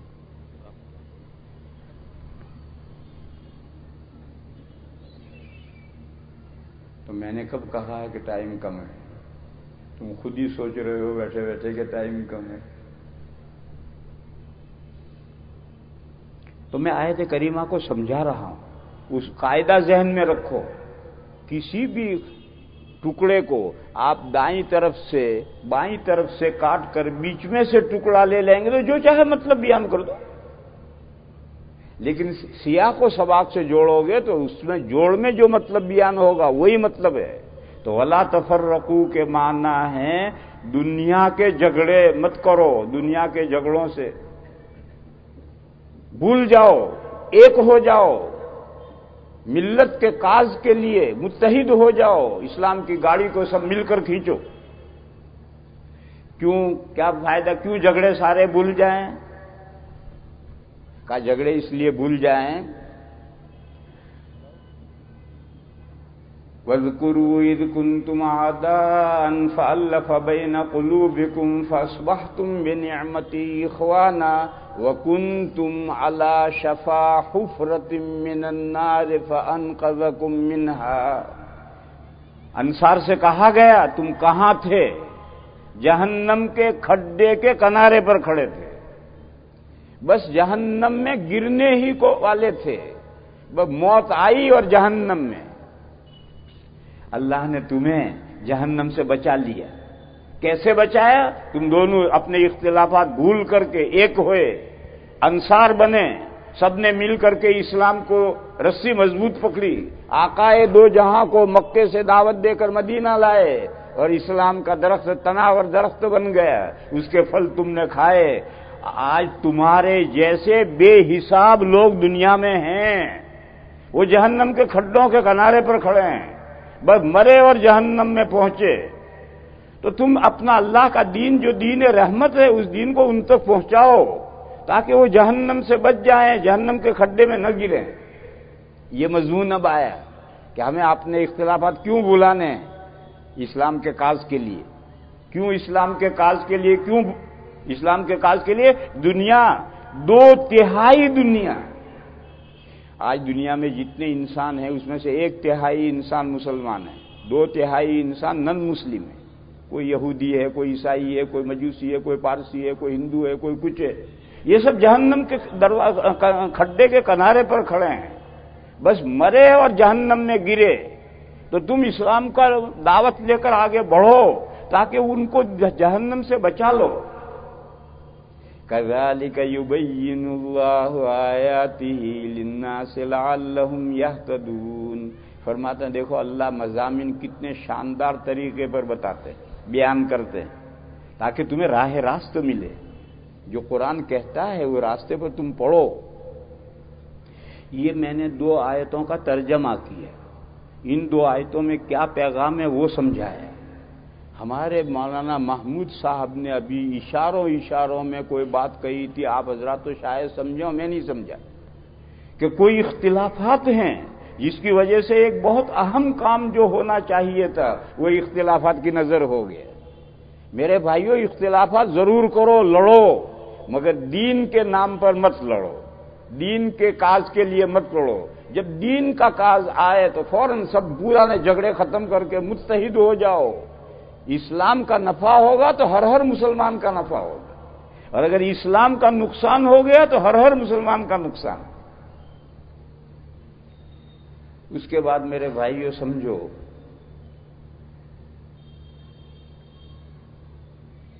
یہ جو کچھ لوگ ہیں، میں نام لے لوں، مجھے بتلایا ہے ذاکر نائک کے لوگ، یہ لوگوں کو کہتے ہیں یہ 4 اماموں کی تقلید چھوڑو، قرآن کا حکم ہے ولا تفرقوا، ڈیوائیڈ مت ہو جاؤ، تقسیم مت ہو، ایک ہو جاؤ۔ یہ کیسے ہو جائیں؟ ایک ہونے کا یہ ہے کہ 4 اماموں کو چھوڑو، ہمارا راستہ پکڑو، سب ایک ہو گئے۔ یہی تو ایک ہونے کا راستہ ہے، اور کیا ہے؟ لہذا میرے بھائیوں اب سمجھو، ابھی میں نے اشارہ کیا تھا کہ امت میں جو ڈیوائیڈیشن ہوا، تقسیم ہوئی ہے، تو 73 فرقے بنیں گے، ان 73 فرقوں میں سے صرف ایک فرقہ برحق ہے، دین حق پر صرف ایک فرقہ ہے، اور بقیہ جو 72 فرقے ہیں وہ گمراہ ہیں عقیدوں کی خرابی کی وجہ سے، عمل نہیں۔ عمل کا اختلاف تو صحابہ کے زمانے سے چلا آ رہا ہے۔ کچھ صحابہ زور سے آمین کہتے تھے، کچھ صحابہ آہستہ آمین کہتے تھے، کچھ صحابہ رفع یدین کرتے تھے، اکثر صحابہ رفع یدین نہیں کرتے تھے، بعض صحابہ آمین بسم اللہ زور سے پڑھتے تھے، بعض صحابہ آہستہ پڑھتے تھے، کچھ اکثر صحابہ 3 رکعت ایک سلام سے وتر پڑھتے تھے، 2-3 صحابہ 1 رکعت الگ وتر پڑھتے۔ یہ صحابہ میں عمل کا تو اختلاف تھا، مگر صحابہ سارے آسمان کے تارے تھے۔ یہ جو عمل کا اختلاف ہے، اس اختلاف سے گمراہی نہیں آتی۔ اصل اختلاف عقائد کا اختلاف ہے۔ عقائد میں اختلاف ہوا تو جو اہل السنہ والجماعہ کے عقائد پر ہے وہ برحق ہے، باقی سب گمراہ ہیں۔ اور یہ بات میں نہیں کہہ رہا، اسی حدیث میں ہے، جب نبی پاک صلی اللہ تعالی علیہ وسلم نے یہ ارشاد فرمایا کہ 73 فرقے ہیں، ان میں سے ایک فرقہ جنت میں جائے گا عقیدوں کے صحیح ہونے کی وجہ سے، اور باقی 72 فرقے جہنم میں جائیں گے عقیدوں کی خرابی کی وجہ سے۔ تو صحابہ نے پوچھا یا رسول اللہ، وہ ایک فرقہ جو جنت میں جائے گا وہ کون سا ہے؟ دیکھو صحابہ نے یہ پوچھا، یہ نہیں پوچھا کہ وہ 72 فرقے جو گمراہ ہوں گے عقیدوں کی خرابی سے وہ کون سے ہیں؟ ارے ہوں گے، وہ ہمیں لے کر کیا کرنا ہے؟ گمراہ فرقوں کو جان کر ہمیں کیا کرنا ہے؟ وہ ایک فرقہ جو راہ راست پر ہوگا، جس کے عقیدے صحیح ہوں گے اور وہ عقیدوں کی صحیح ہونے کی وجہ سے جنت میں جائے گا، وہ ہمیں معلوم ہونا چاہیے تاکہ ہم اپنے آپ کو اس میں شامل کریں۔ اس فرقے ناجیہ جو صحیح راستے صحیح عقیدے ہیں، ہم وہ عقیدے اپنائیں تو ہم اس فرقے میں شامل ہو کر جنت میں جائیں۔ اس لیے صحابہ نے پوچھا کہ وہ ایک فرقہ کون سا ہے؟ تو نبی پاک صلی اللہ تعالی علیہ وسلم نے فرمایا ما انا علیہ واصحابی، وہ فرقہ وہ ہے جو میرے طریقے پر اور میرے صحابہ کے طریقے پر ہوگا۔ حضور کا طریقہ سنت کہلاتا ہے، حضور کا طریقہ حضور کی سنت ہے، اور صحابہ جس طریقے پر ہوں گے، سارے صحابہ جس طریقے پر ہیں، وہ اجماع امت ہے، جماعت صحابہ کا فیصلہ ہے۔ لہذا نام اس میں سے نکلا اہل السنہ والجماعہ، وہ لوگ جو سنت طریقے پر ہیں، یعنی حضور پاک صلی اللہ تعالی علیہ وسلم کے طریقے پر ہیں، اور جماعت صحابہ یعنی اجماع امت پر ہیں، جس کو اجماع امت کو حجت مانتے ہیں، بس وہی۔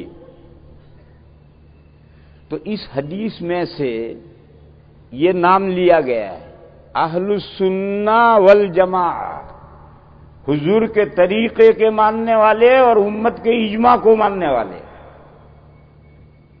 بس وہ اہل حق ہیں۔ اب اس کو پھر پیچھے سے لے کر چلو میرے بھائیوں، دین کی پہلی اساس مانے بنیاد، دین کی پہلی بنیاد قرآن کریم ہے۔ قرآن کریم کو سب حجت مانتے ہیں۔ اس کے بعد دین کی دوسری اساس حدیثیں ہیں۔ مسلمانوں میں ایک فرقہ ہے جو حدیثوں کو نہیں مانتا، وہ اپنے آپ کو اہل قرآن کہتا ہے، ہم قرآن کے ماننے والے ہیں۔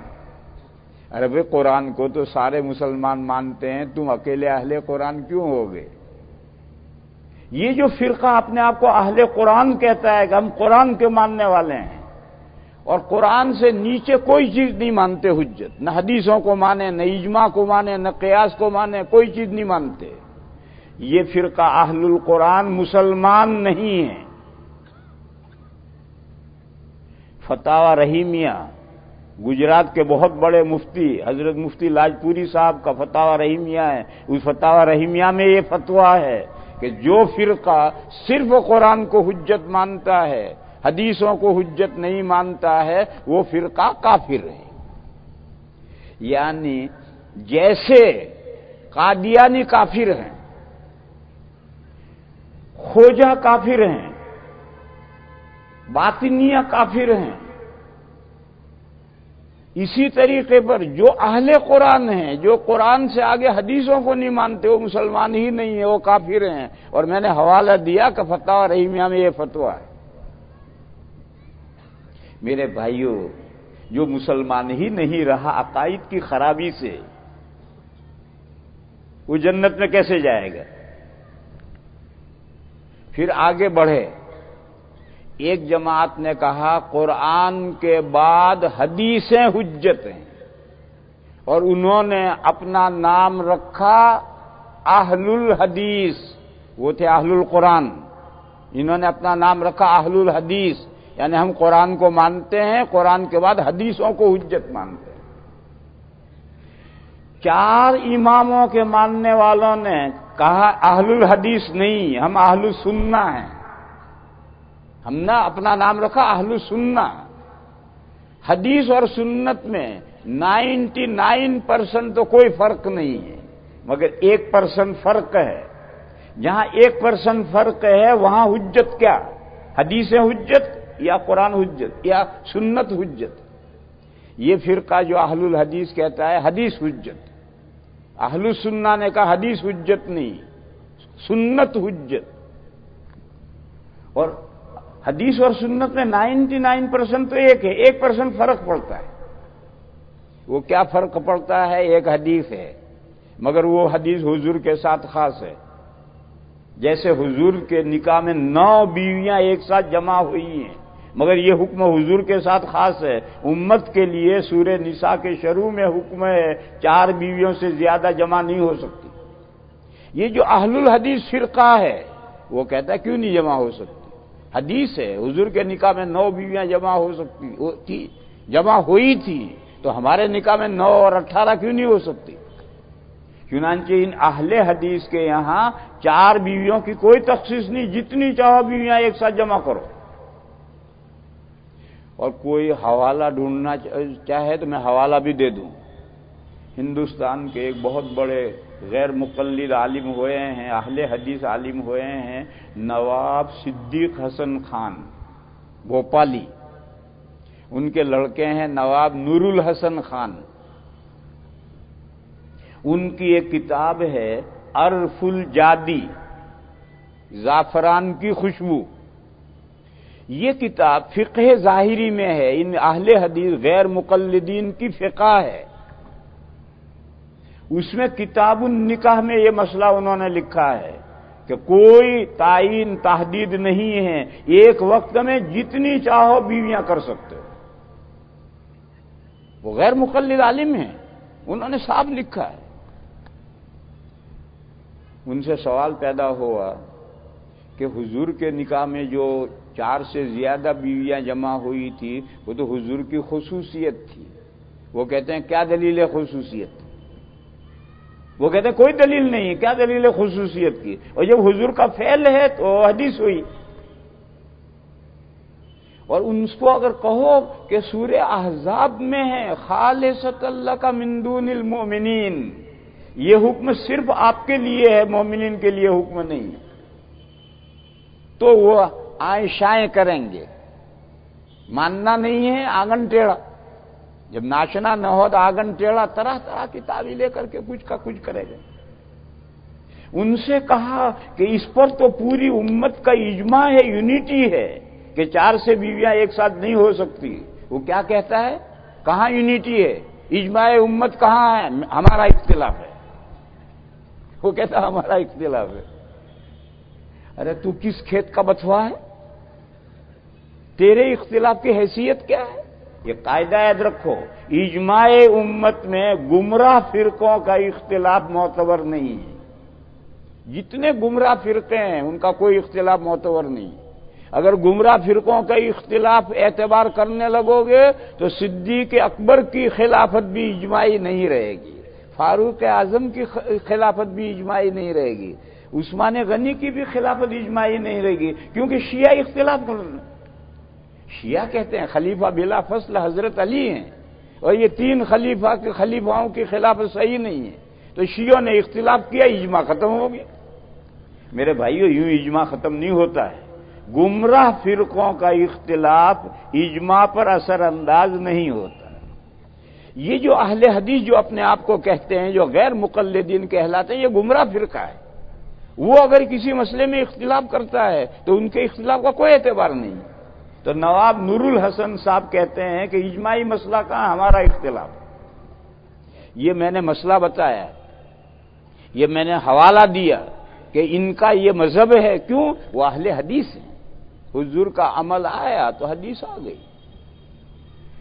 4 ائمہ کے ماننے والے کہتے ہیں کہ وہ حدیث ہیں جو سنت بھی ہیں وہی حجت ہیں، اور جو حدیثیں منسوخ ہیں، جو حدیثیں حضور کے ساتھ خاص ہیں، اور جو کام حضور نے کسی ضرورت اور مصلحت سے کیے ہیں، یہ 3 قسم کی روایتیں حدیثیں ہیں، سنت نہیں. تو دیکھو پہلے اختلاف یہاں ہو گیا. ایک تو ایک حدیث حجت یا سنت حجت، دوسرا ایک آگے جو اجماع امت آئے گا وہ حجت ہے یا نہیں. یہ بنیادی پرنسپلز ہیں جس پر عقیدوں کی صحت کا مدار ہے. تو یہ فرقہ جو اپنے آپ کو اہل حدیث کہتا ہے، جن کو آپ لوگ غیر مقلدین کہتے ہیں، یہ غیر مقلد نہیں ہیں. میرے بھائیوں، ہم سے زیادہ پکے مقلد ہیں. ان کا بھی ایک اسکول آف تھاٹ ہے، ان کا ایک سوچنے کا انداز ہے، ان کی اپنی ایک فقہ ہے. جیسے ان شیعوں کی فقہ جعفری ایک مستقل فقہ ہے، اسی طرح سے ان کی فقہ ظاہری ایک مستقل فقہ ہے. اور ہم 4 ائمہ کے ماننے والے تو جب ضرورت پڑتی ہے فقہ حنفی میں مسئلہ نہیں ہوتا ہے تو فقہ شافعی میں سے لے لیتے ہیں، فقہ شافعی میں مسئلہ نہیں ہوتا تو وہ فقہ حنفی سے لے لیتے ہیں. میں ساری دنیا میں سفر کرتا ہوں تو شوافی بھی مجھ سے مسئلے پوچھتے ہیں، مالکیہ بھی مجھ سے مسئلے پوچھتے ہیں، میں ان کے ہی مسئلے بتاتا ہوں. لیکن یہ غیر مقلدین کبھی چیلنج ہے قیامت تک کے لیے، یہ غیر مقلدین کبھی کسی حنفی مفتی سے، شافعی مفتی سے، حنبلی مفتی سے، مالکی مفتی سے فتویٰ پوچھ نہیں سکتے۔ وہ تو اپنے خول میں ہی رہیں گے، اپنے سرکل سے باہر نہیں رہیں گے۔ ان کے اصحاب ظواہر میں سے، غیر مقلدین میں سے کوئی عالم ملے گا، اسی سے مسئلہ پوچھیں گے، تو ہم سے زیادہ پکے مقلد ہیں۔ پھر ان کو غیر مقلد کیوں کہتے ہیں؟ برعکس نام نہند زنگی کافور، کبھی کبھی الٹی چال چلتے ہیں دیوانگان عشق، نام الٹے رکھے جاتے ہیں۔ دیکھو چلتی کا نام گاڑی، یعنی زمین میں گاڑی، ارے بیچاری سر پر دوڑ رہی ہے، ارے کیا گئی تو گاڑی گئی، ارے گاڑی کہاں گئی؟ گاڑی تو زمین میں گاڑنے کا نام ہے۔ چلتی کا نام گاڑی، اور رنگی کا نام نارنگی، بڑا شاندار پھل، بھئی کیا نام ہے؟ کیا پھل؟ نارنگی، ارے نارنگی کا تو رنگی ہے، تو رنگی کا نام نارنگی ہے۔ اور پائے کا نام کھویا، پائے کا نام کھویا، دودھ کا جب حلوہ بناتے ہیں دودھ پھاڑ کر تو کیا کہتے ہیں؟ کھویا، ارے کھویا کہاں پایا؟ تو پائے کا نام کھویا۔ اور جو پائے ہیں گائے بھینس بکری کے توڑ کر ٹکڑے ٹکڑے کر دیے کہ کیا نام کے پائے پکائے ہیں، ارے پائے کہاں پکائے ہیں؟ ستیہ ناش تو کاٹ کے کر دیے۔ حبشی، بھئی تیرا کیا نام ہے؟ کہ میرا نام کافور، ارے تو کالا توا ہے، کافور کب سے بن گیا؟ تو کبھی کبھی ایسا زبانوں میں ہوتا ہے، ان کو جو غیر مقلد کہتے ہیں بھئی ایسا ہی یہ نام ان کا رکھ دیا گیا ہے۔ غیر مقلد کا مطلب یہ ہے کہ وہ چار ائمہ کی تقلید نہیں کرتے۔ غیر مقلد کا یہ مطلب ہے کہ جو چار ائمہ کی تقلید نہیں کرتے، ان کا اپنا مسلک ہے اور اپنے مسلک ہی کے خول میں رہتے ہیں، لہذا یہ غیر مقلد نہیں ہیں۔ دیکھو یہ ہمارے ذاکر نائب صاحب یہ پہلے غیر مقلد تھے، پھر انہوں نے ترقی کی اور غیر مقلدین کے باوا بنے، اور اب غیر مقلدین بھی تنگ ہیں، ان سے پریشان ہیں۔ پچھلے سال جو کانفرنس ہوئی تھی جس میں غلط فہمی کی وجہ سے امام حرم بھی آئے تھے اور غلط فہمی کی وجہ سے ہمارے بھی کچھ حضرات آئے تھے، اس کانفرنس میں شرکت کے لیے انہوں نے گھما پھرا کر مجھے بھی دعوت دی تھی، مولانا ارشد مدنی کو بھی دعوت دی تھی، مگر ان کی ہمت ڈائریکٹ مجھے دعوت دینے کی نہیں ہوئی۔ ان کی آفس میں جو آفس بیریئر ہیں وہ دارالعلوم کے فضلاء ہیں، وہ کیوں اس آفس میں ہیں؟ پیٹ کے لیے، بڑی بڑی تنخواہیں ملتی ہیں اس لیے، یشترون بآیات اللہ ثمنا قلیلا۔ تو ان کو ذاکر نائب صاحب نے ہمارے دارالعلوم کے ایک فاضل کو جو آفس بیریئر تھا اس کو تیار کیا، اس نے بولٹن میں ایک مولوی موسیٰ قاسمی ہیں ان کو فون کیا، انہوں میرے دوستوں میں سے ہیں، میں نے بولٹن میں کئی رمضان گزارے اور ان کو تیار کیا کہ وہ مجھے ہموار کریں اس کانفرنس میں شرکت کے لیے۔ کئی دن ہوئے ان کا فون نہیں آیا، تو وہ جو آفس میں دارالعلوم دیوبند کا فارغ ملازم ہے اس نے مجھے فون کیا کہ مولانا موسیٰ صاحب کا فون آپ کے پاس آیا تھا؟ میں نے کہا میرے پاس نہیں آیا، اور وہاں تک نہیں آیا تھا۔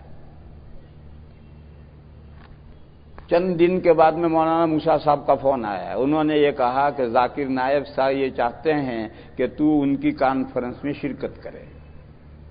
میں نے کہا بھئی میرا کیا تک ہے ان کی کانفرنس میں شرکت کرنے کا؟ وہ غیر مقلد ہے، میں حنفی ہوں، میرا کیا تک ہے ان کے یہاں شرکت کرنے کا؟ انہوں نے کہا وہ غیر مقلد نہیں ہے، وہ تو پکے حنفی ہیں۔ وہ مولانا موسیٰ صاحب نے کہا کہ وہ غیر مقلد نہیں ہے، پورے پکے حنفی ہیں۔ تو میں نے 10 مسئلے ذکر کیے کہ ذاکر نائک صاحب یہ مسئلے بیان کرتے ہیں، یہ کون سے فقہ حنفی کے مسئلے ہیں؟ کم سے کم 50 مسئلے مجھے اس وقت یاد ہیں جو فقہ حنفی کے خلاف وہ کرتے ہیں۔ تو میں نے مثال دی مولانا موسیٰ صاحب کو کہ یہ مسئلے ذاکر نائک صاحب کے ہیں، یہ کہاں فقہ حنفی کے مسئلے ہیں جو آپ کہہ رہے ہیں کہ وہ پکے حنفی ہیں؟ وہ انہوں نے فون رکھ دیا اور پھر مجھ سے بات ہی نہیں کی۔ ایسے ہمارے دارالعلوم کے بڑے استاد ہیں، حضرت مولانا سید ارشد مدنی زیدہ مجدوم، ان کو بھی کسی اور ذریعے سے انہوں نے دعوت دی، اور مولانا ارشد مدنی نے مجھ سے خود کہا کہ مجھے بھی انہوں نے پھانسنے کی کوشش کی، مگر میں جانتا تھا تو میں نے انکار کر دیا۔ یہ میں کیا بات بتاتا ہوں کہ ہمارے کچھ اکابر اس اجلاس میں شریک ہوئے تھے، اور ہمارے دوست اعتراض کرتے ہیں کہ بھئی یہ دیوبند کے آدمی ہیں، کیوں شریک ہوئے؟ ارے انہوں نے تو ڈورا مجھ پر بھی ڈالا تھا، مولانا ارشد پر بھی ڈالا تھا اس کانفرنس میں شریک کرنے کے لیے، مگر ہم حقیقت حال سے واقف تھے، ہم دونوں بچ گئے، اور فلاں صاحب جو اس میں شریک ہوئے وہ بیچارے حقیقت حال سے واقف نہیں تھے، تو انہوں نے ان کو باور کرا دیا کہ پکے حنفی ہیں، تو ان کے کانفرنس میں شریک ہو گئے۔ تو میرے بھائیوں، میں یہ کر رہا تھا کہ پہلے تھے وہ غیر مقلد، پھر غیر مقلد سے پیچھے نہیں آئے، آگے بڑھے، اور اب اس درجے پر پہنچے ہیں کہ غیر مقلد بھی پریشان ہے۔ اس کی مثال لو، دہلی میں ہمارے وحید الدین خان صاحب ہیں ایک، وہ پہلے مودودی تھے، پھر مودودی سے پیچھے نہیں ہٹے، آگے بڑھے، مودودی سے نکل کر تائب ہو کر نہیں آئے، اسے آگے بڑھے، اور ان کا جو ایک رسالہ نکلتا ہے الرسالہ، اس میں وہ فکر مودودی اور فکر وحیدی کا مقابلہ کرتے تھے، کمپیریشن کرتے تھے، موازنہ کرتے تھے کہ یہ فکر مودودی ہے، یہ فکر وحیدی ہے، تو پیچھے آئے، آگے بڑھے۔ پھر اس کے بعد میں وہ آدھے ہندو بن گئے۔ وحید الدین خان صاحب کے احوال سے آپ لوگ بامبے کے لوگ ہیں، مجھ سے زیادہ واقف ہیں، آدھے ہندو بن گئے، اور اب انہوں نے مہدی اور مسیح ہونے کا دعویٰ کر دیا۔ مہدی اور مسیح ہونے کا دعویٰ کیا انہوں نے، اور ان کا جو رسالہ ہے اس کا انہوں نے ایک نمبر نکالا ہے، اس نمبر کا نام ہے قیامت کا الارم۔ فجر کی نماز کے لیے الارم رکھتے ہیں کہ نہیں؟ الارم گھڑی بجی، آنکھ کھل گئی کہ بے فجر کی نماز کا وقت ہونے والا ہے، تو انہوں نے کہا قیامت کا الارم۔ اس رسالے میں جو نمبر نکالا ہے اس میں کہا میں مسیح ہوں، میں مہدی ہوں، میں مسیح اور مہدی آ گئے تو قیامت آنے کے قریب ہے۔ حضرت مہدی اور حضرت مسیح تو قیامت کے قریب میں آئیں گے، اور جب وہ مہدی اور مسیح آ جائیں گے تب قیامت کا آنے میں دیر کیا ہے؟ آدھے گھنٹے کے بعد فجر کی نماز ہوگی۔ تو انہوں نے اس رسالے میں دعویٰ کیا کہ میں مہدی ہوں، میں مسیح ہوں، جتنی حدیثوں میں مہدی اور مسیح کا ذکر آیا ہے اس کا مصداق میں ہوں، مصداق میں ہوں۔ جب میں مہدی اور مسیح آ گیا تو قیامت کا الارم بج گیا، اب قیامت آنے میں تھوڑی دیر ہے۔ تو میرے بھائیوں، میں کہنا یہ چاہتا ہوں کہ جو گمراہ ہوتا ہے وہ گمراہی سے نکلتا نہیں ہے، گمراہی میں آگے بڑھتا ہے، گمراہی میں پیر پسارتا ہے۔ بس میرے بھائیوں، یہ فتنے ہیں زمانے کے، ان فتنوں سے بچو۔ اگر اپنے دین کی سلامتی چاہتے ہو تو ان فتنوں سے بچو، اور دیکھو یہ فتنے ہمیشہ آئیں گے۔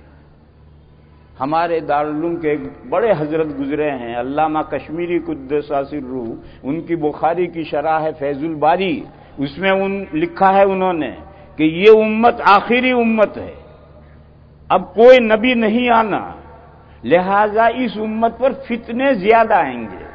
پچھلی امتوں پر جو فتنے آتے تھے اس سے زیادہ فتنے آئیں گے۔ فتنہ کے معنی آزمائش، کھرا کھوٹا، کسوٹی ہے، سونا رگڑا، سفید لکیر آئی ہے، رکھ دیا، یہ کھرا سونا ہے، سونا رگڑا، کالی لکیر آئی، پھینک دیا، بیکار ہے۔ تو مسلمانوں میں کون کھرا مسلمان ہے، کون کھوٹا سونا ہے؟ اس کھرے اور کھوٹے سونے کے بار بار آزمائش ہے، فتنے آتے ہیں، اس میں رگڑا جاتا ہے، مخلص اور غیر مخلص کی چھٹائی ہوتی ہے، ایک طرف یہ ایک طرف یہ۔ میرے بھائیوں یہ ہمیشہ فتنے آئیں گے کیونکہ آخری امت ہے، مخلص اور غیر مخلص کی چھٹائی ہوتی رہے گی، اور جو سب سے بڑا فتنہ ہے دجال اکبر کا فتنہ وہ بھی حضور کی امت میں آنا ہے۔ حدیث شریف میں ہے کہ نوح علیہ السلام کے زمانے سے ہر نبی نے دجال کے فتنے سے اپنی امت کو ڈرایا ہے، مگر ساری امتیں گزر گئی، دجال نہیں نکلا۔ اب دجال آخری پیغمبر حضور کے زمانے میں دجال نکلنا ہے، اس سے بڑا کوئی فتنہ نہیں ہے، تو بڑے سے بڑا فتنہ بھی اسی امت میں آنا ہے، اور بے حساب پہلے سے زیادہ فتنے بھی اسی امت میں آنے ہیں۔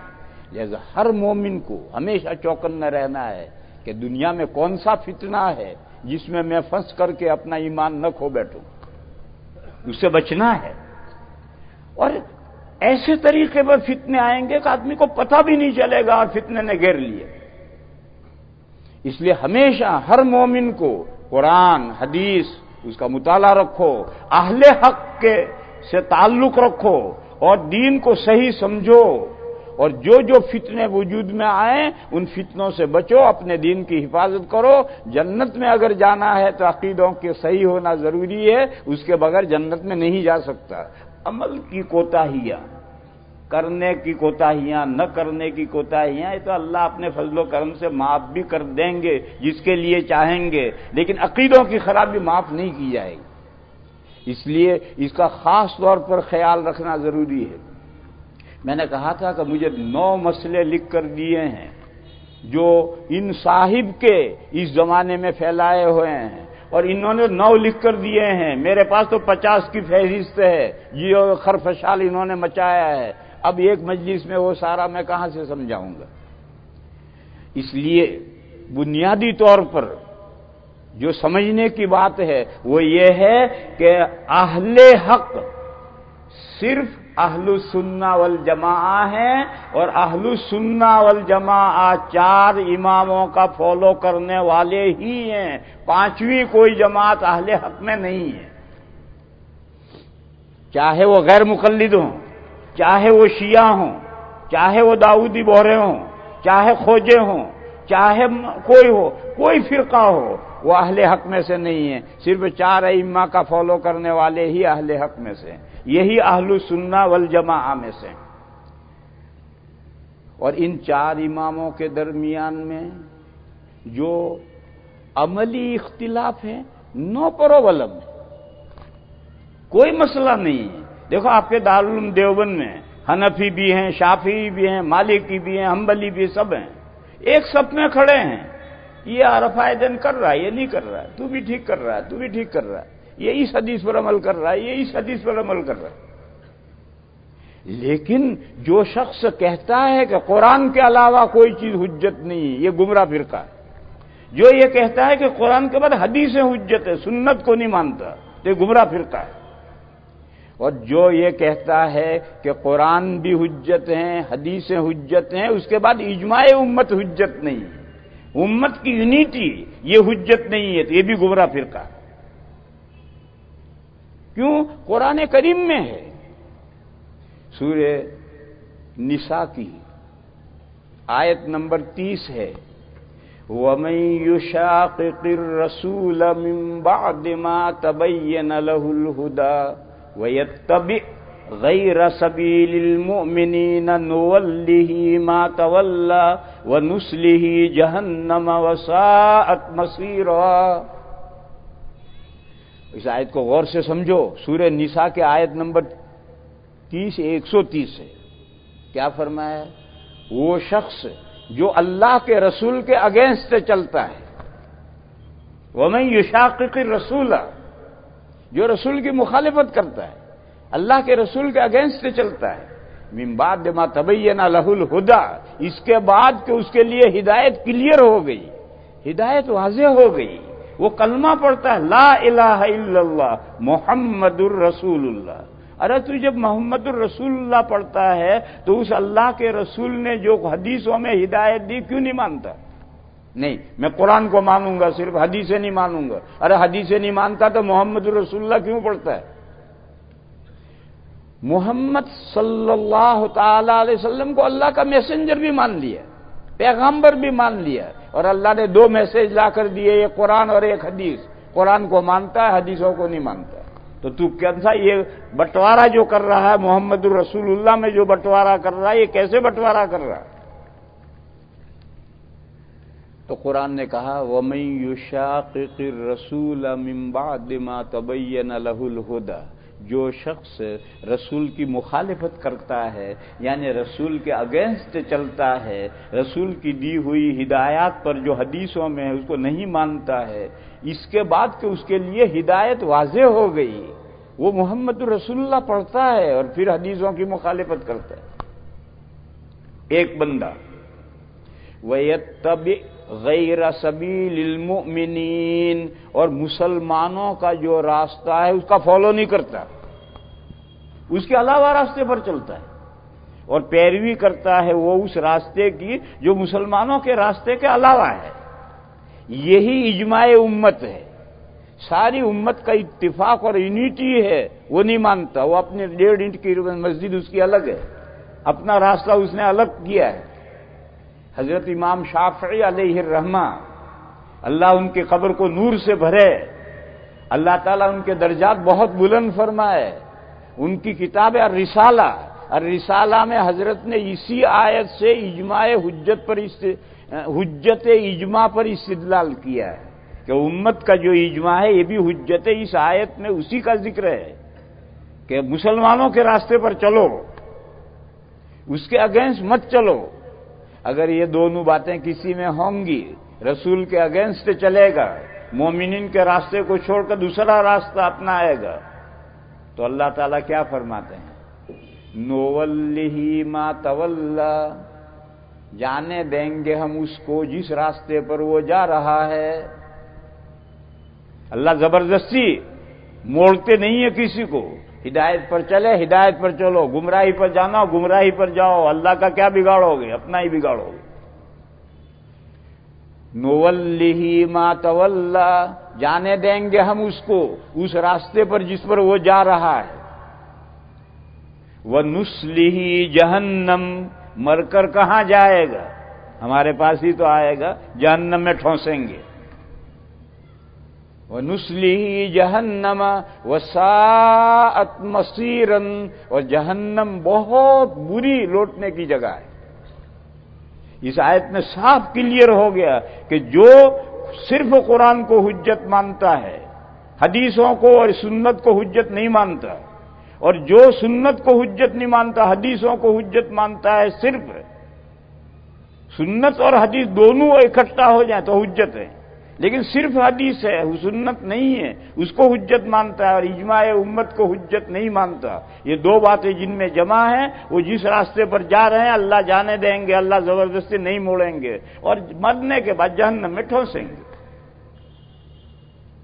تو میں یہ بتلا رہا تھا کہ مدار نجات کا عقیدوں کے صحیح ہونے پر ہے۔ عقیدوں میں سب سے پہلے قرآن کو حجت مانو، پھر وہ حدیثیں جو سنت ہیں اسے حجت مانو، پھر اجماع امت کو حجت مانو۔ اسی لیے 4 اماموں کے ماننے والوں نے اپنا نام رکھا اہل السنہ والجماعہ، سنت کے ماننے والے اور امت کی یونٹی کو ماننے والے۔ اب اگر کوئی سوچے کہ چوتھی چیز قیاس ہے، قیاس کا ذکر مولانا صاحب کیوں نہیں کرتے؟ دیکھو میرے بھائیو، قیاس کوئی چیز نہیں، قیاس ایک ٹول ہے، ایک آلہ ہے، ایک اوزار ہے، اور یہ قرآن حدیث اور اجماع یہ 3 ڈیگیں ہیں۔ ان ڈیگوں میں سے کھانا نکالنے کے لیے کفگیر چاہیے، وہ کفگیر قیاس ہے۔ 3 ڈیگیں تیار ہوئی دعوت کی، ایک ڈیگ ہے پلاؤ کی، ایک زردے کی، ایک قورمے کی۔ مہمان بیٹھ گئے، کھانا نکالو تو فوراً ڈوئی تلاش کرتے ہیں، کفگیر تلاش کرتے ہیں، لمبا چمچہ، اور اس کے ذریعے سے پلیٹوں میں نکالتے ہیں۔ یہ جو کفگیر ہے یہ قیاس ہے۔ قیاس مثبت حکم نہیں ہے، قیاس سے کوئی حکم ثابت نہیں ہوتا، قیاس تو مظہر حکم ہے۔ ان 3 ڈیگوں میں جو احکام ہے اس کو قیاس نکال کر ظاہر۔ بس اگر کسی نے آنکھ کھول کر ڈھکنا ہٹا کر دیگوں میں کفگیر ڈال کر اندر سے کھانا پلیٹ میں لایا تو کھانا ہے، اور اگر آنکھ بند کر کے ڈھکنا ہٹائے بغیر رات کی تاریکی میں کفگیر ڈالا، وہ اندر دیگ میں گیا ہی نہیں، نیچے سے مٹی بھر کے لایا پلیٹ میں، تو یہ ابلیس کا قیاس ہے۔ اول من قاس قاس ابلیس، سب سے پہلا قیاس جو ہے وہ ابلیس نے کیا تھا، وہ قیاس وہ ہے جو دیگوں میں چمچہ نہیں گیا، نیچے سے مٹی بھر کر لایا، یہ ابلیس کا قیاس ہے، یہ کیسے معتبر ہوگا؟ اور جو چمچہ دیگوں میں گیا ہے اور دیگوں میں سے کھانا لایا، اس کو آپ کیسے غیر معتبر کہیں گے؟ اگر آپ غیر معتبر کہیں گے تو پھر تینوں دیگوں کو غیر معتبر کو، ارے تینوں دیگیں تو قرآن حدیث اور اجماع امت ہے، وہ کیسے غیر معتبر ہو جائے گا؟ اور جب وہ تینوں دیگیں معتبر ہیں اور بالیقین معتبر ہے، تو جو چمچہ اندر گیا ہے اور اندر سے کھانا پلیٹ میں لایا ہے، اس کھانے کو آپ غیر معتبر کیسے کہہ دیں گے؟ غیر معتبر جو قیاس ہے، ابلیس والا قیاس ہے، وہ ہے جو دیگ میں نہیں گیا ہے۔ دیکھو ابلیس کو جب حکم کیا اللہ نے کہ آدم کو سجدہ کرو، نہیں کیا، تو اللہ نے کیا فرمایا؟ ما منعک ان تسجد اذ امرتک، ارے وہ نالائق، جب میں نے تجھے حکم دیا تو تو نے سجدہ کیوں نہیں کیا؟ دیکھو یہ اللہ نے جو حکم دیا یہ ڈیگ ہے، اس نے کیا کہا؟ انا خیر منہ خلقتنی من نار وخلقتہ من طین، میں آدم سے افضل ہوں، آدم مٹی سے بنا ہے، میں آگ سے بنا ہوں، یہ تو اس کا اپنا خیر۔ اور اللہ کی دیگ میں کیا تھا کہ اللہ نے حکم دیا سجدہ کر، پھر نہیں کیا، تو یہ دیگ سے باہر اس نے قیاس کیا کہ میں افضل ہوں اس سے۔ ایسا جو قیاس ہے وہ تو شیطان کا قیاس ہے۔ لیکن میرے بھائیو بہت سنجیدگی سے سوچو، اگر یہ ایک حکم قرآن کی آیت سے نکالا گیا، ایک حکم حدیث سے نکالا گیا، تو آپ کیسے اس کو غیر معتبر کہیں گے؟ آپ اسے کیسے غیر معتبر کہیں گے؟ اور اگر وہ قیاس سے جو حکم نکالا گیا وہ غیر معتبر ہے تو پھر آیت بھی غیر معتبر ہے، حدیث بھی غیر معتبر ہے۔ مثال دو، مثال ہے، ہمارے مولانا صاحب کہیں گے وقت پورا ہونا ہے، جلدی جلدی مثال لو۔ ایک حدیث ہے کہ 6 چیزیں، گیہوں، جو، کھجور، نمک، سونا اور چاندی، ان 6 چیزوں کو آپس میں بیچو تو برابر سرابر بیچو، دست بدست بیچو۔ یہ جو سود کا حکم ہے وہ صرف ان 6 چیزوں میں ہے یا ان 6 چیزوں کے علاوہ میں بھی ہے؟ چاروں فقہا یہ کہتے ہیں کہ نہیں، ان 6 کے ساتھ یہ 6 فار ایگزامپل، مثال کے طور پر 6 چیزوں کا ذکر ہے، ورنہ سود تو بہت سی چیزوں میں ہے۔ اور اس حدیث میں غور و فکر کر کے ایک ضابطہ بنایا ہے اور اس ضابطے پر احکام بڑھائے اور پھیلائے، تو حدیث میں سے سوچ کر ضابطہ بنایا ہے، اس میں سے احکام پھیلائے ہیں، تو اگر یہ احکام پھیلائے غیر معتبر ہے تو حدیث غیر معتبر ہو جائے گی۔ میرے بھائیو وقت نہیں ہے، میں کھول کر سمجھاتا، بغیر تفصیل کے سمجھ لو۔ قیاس ٹول کا نام ہے، آلہ اور اوزار کا نام ہے، 3 دیگوں کے اندر سے کھانا نکالنے والے کفگیر کا نام قیاس ہے۔ قیاس مظہر ہے، مثبت نہیں ہے، اور 3 دیگیں معتبر ہیں، بس قیاس بھی معتبر ہوگا، مگر قیاس کو کھانے کی چیز نہیں ہے کہ وہ ڈوئی کو کھا رہا ہے۔ ارے ڈوئی کھانے کی چیز تھوڑی ہے، وہ تو کھانا نکالنے کی چیز ہے۔ اس لیے میں نے قیاس کا ذکر نہیں کیا، اور میں نے ہی ذکر نہیں کیا، نور الانوار کا جو متن ہے منار، اس میں بھی 3 اصول کو الگ کیا، قیاس کو الگ کیا۔ کیا کہا؟ اعلم ان اصول الشرع 3، کتاب اللہ و سنت رسولہ و اجماع الامہ۔ جان لو کہ اسلام کے شریعت کے پرنسپلز 3 ہیں، اللہ کی کتاب، اللہ کے رسول کی سنت، حدیث لفظ نہیں ہے، اللہ کے رسول کی سنت، اور امت کا یونٹی، اجماع، بس یہ 3 اصول ہیں۔ پھر کیا کہا؟ والاصل الرابع القیاس المستنبت من هذه الاصول الثلاثہ، چوتھا پرنسپل وہ قیاس ہے جو ان 3 اصولوں میں سے مسائل نکالنے والا ہے۔ وہ خود کوئی مسئلہ نہیں ثابت کر سکتا ہے. کسی انسان کو اللہ کے رسول کے پاس تو اللہ کے یہاں سے وحی آتی ہے، لیکن اللہ کے رسول کے علاوہ کوئی انسان ہو، اس کو کیا حق پہنچتا ہے کہ وہ اللہ کی طرف سے احکام مقرر کرے؟ ارے ہمارے خالق و مالک اللہ ہیں، وہ جو احکام بھیجیں گے اسی کا ہم فالو کریں گے. زید عمر بکر کو کیا حق ہے؟ ابو حنیفہ شافعی مالک کو کیا حق ہے؟ کوئی حق نہیں ہے. ہاں اتنا حق ہر ایک کو ہے کہ اللہ نے جو 3 دیگیں بھیجی ہیں ان دیگوں میں سے کھانا قیاس کے ذریعے سے نکال کر پلیٹوں میں سجا کر کے امت کے سامنے پیش کرو، تاکہ جو تفصیلات اب تک نہیں تھی وہ تفصیلات آگے پیش آئیں. دیکھو میرے بھائیو، اب زمانہ بہت آگے نکل گیا ہے. ابھی ایک مسئلہ، ابھی تو گورنمنٹ نے روک رکھا ہے، امریکہ نے اس پر پابندی لگا رکھی ہے، ورنہ وہ مسئلہ پیدا ہو گیا ہوتا. وہ مسئلہ ہے کالونک کا مسئلہ ہے. کالونک، قلم کاری، انسان سے ایسا ہی دوسرا انسان، پھر تیسرا انسان، چوتھا انسان بنا دینے کا مسئلہ ہے. ایک آدمی ہے، اس کے سیل لے کر ویسا ہی دوسرا آدمی بنا دیں گے، پھر سیل لے کر ویسے ہی تیسرے آدمی بنا دیں گے. اب 3 آدمی بن گئے، اب مسائل کھڑے ہوں گے. بیوی تو ایک ہے، وہ کس کی ہے؟ 3 میں سے کس کی بیوی ہے؟ طرح طرح کے مسئلے پیدا ہو جائیں گے. اب یہ جو مسئلے ہیں، اگر حضور کے زمانے میں مسئلے سارے بیان کیے جائیں گے تو صحابہ کیسے سمجھیں گے؟ اور صحابہ سمجھیں گے نہیں تو یاد کر کے آگے کیسے بڑھائیں گے؟ اب اس زمانے میں جب کالوننگ اللہ کرے شروع نہ ہو، لیکن اگر شروع ہو گئی کالوننگ تو ان سب کے مسئلے ہم بتائیں گے، اور کالوننگ کے سارے مسئلے ہمارے مفتی حل کر کے بتائیں گے. کہاں سے لائیں گے؟ اسی قرآن و حدیث میں. کیسے نکالیں گے؟ وہ ڈوئی ہے ہمارے پاس لمبی، اس ڈوئی کے ذریعے سے انہی میں سے مسائل نکالیں گے. وآخر دعوانا ان الحمدللہ رب العالمین. مجھے انہوں نے 10:15 کا وقت دیا تھا کچھ گورنمنٹ کے قانون کی مجبوریوں کی وجہ سے، لہذا حضرت کی دعا کرو. حضرت والا کا حکم یہ ہے کہ ہم سب کے بزرگ مفتی عبید اللہ صاحب صدی رحمت برکاتہ دعا فرمائیں. اس لیے ہم سے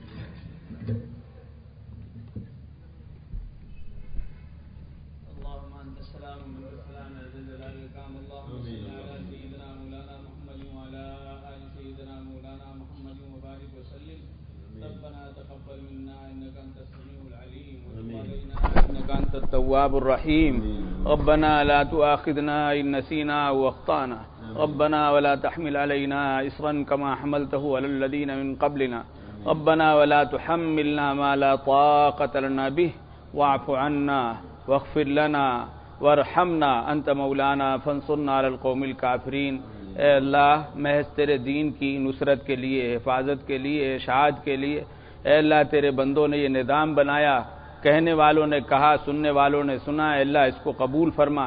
اپنے دین کی حفاظت، نشر و اشاعت، اس کی پختگی اے اللہ اس کے حق میں قبول فرما. جو خیر کی باتیں کہی گئیں اے اللہ ان سب کو ہماری زندگیوں میں اتار دے. اور اگر کہیں کوئی بات ایسی زبان سے نکل گئی ہو جس میں کوئی شر کا پہلو ہے، اللہ ہم سب کو اس کے شر سے حفاظت فرما. ہم سب کو اپنے دین پر چلنے کی توفیق عطا فرما. صحیح طور پر اس کو ماننے کی، جاننے کی توفیق عطا فرما. اپنے رسول پاک صلی اللہ علیہ وسلم کی سچی پکی محبت نصیب فرما. حقیقی اتباع فرما. اے اللہ دین سے جو تو نے تعلق عطا فرمایا اس کی برکت سے سارے مسلمانوں کی مغفرت فرما. جو مرحومین ہیں ان کے درجات کو بلند فرما. جو بیمار ہیں ان کو شفا عطا فرما. پریشان حالوں کی پریشانی دور فرما. مقروضوں کے قرضے کو ادا فرما. جو لوگ غلط مقدمات میں ماخوذ ہیں ان کو بری فرما. اے اللہ اپنی دین سے تعلق کی برکت سے ہم سب کی ساری دنیا کے مسلمانوں کی جان مال عزت آبرو کاروبار اہل و عیال سب کی حفاظت فرما. سب کی حفاظت فرما. تمام قسم کے شرور و حفاظت فرما. ربنا تقبل منا انك انت السميع العليم وتب علينا انك انت التواب الرحيم. وصلى الله تعالى على خير خلقه محمد وآله وصحبه اجمعين برحمتك يا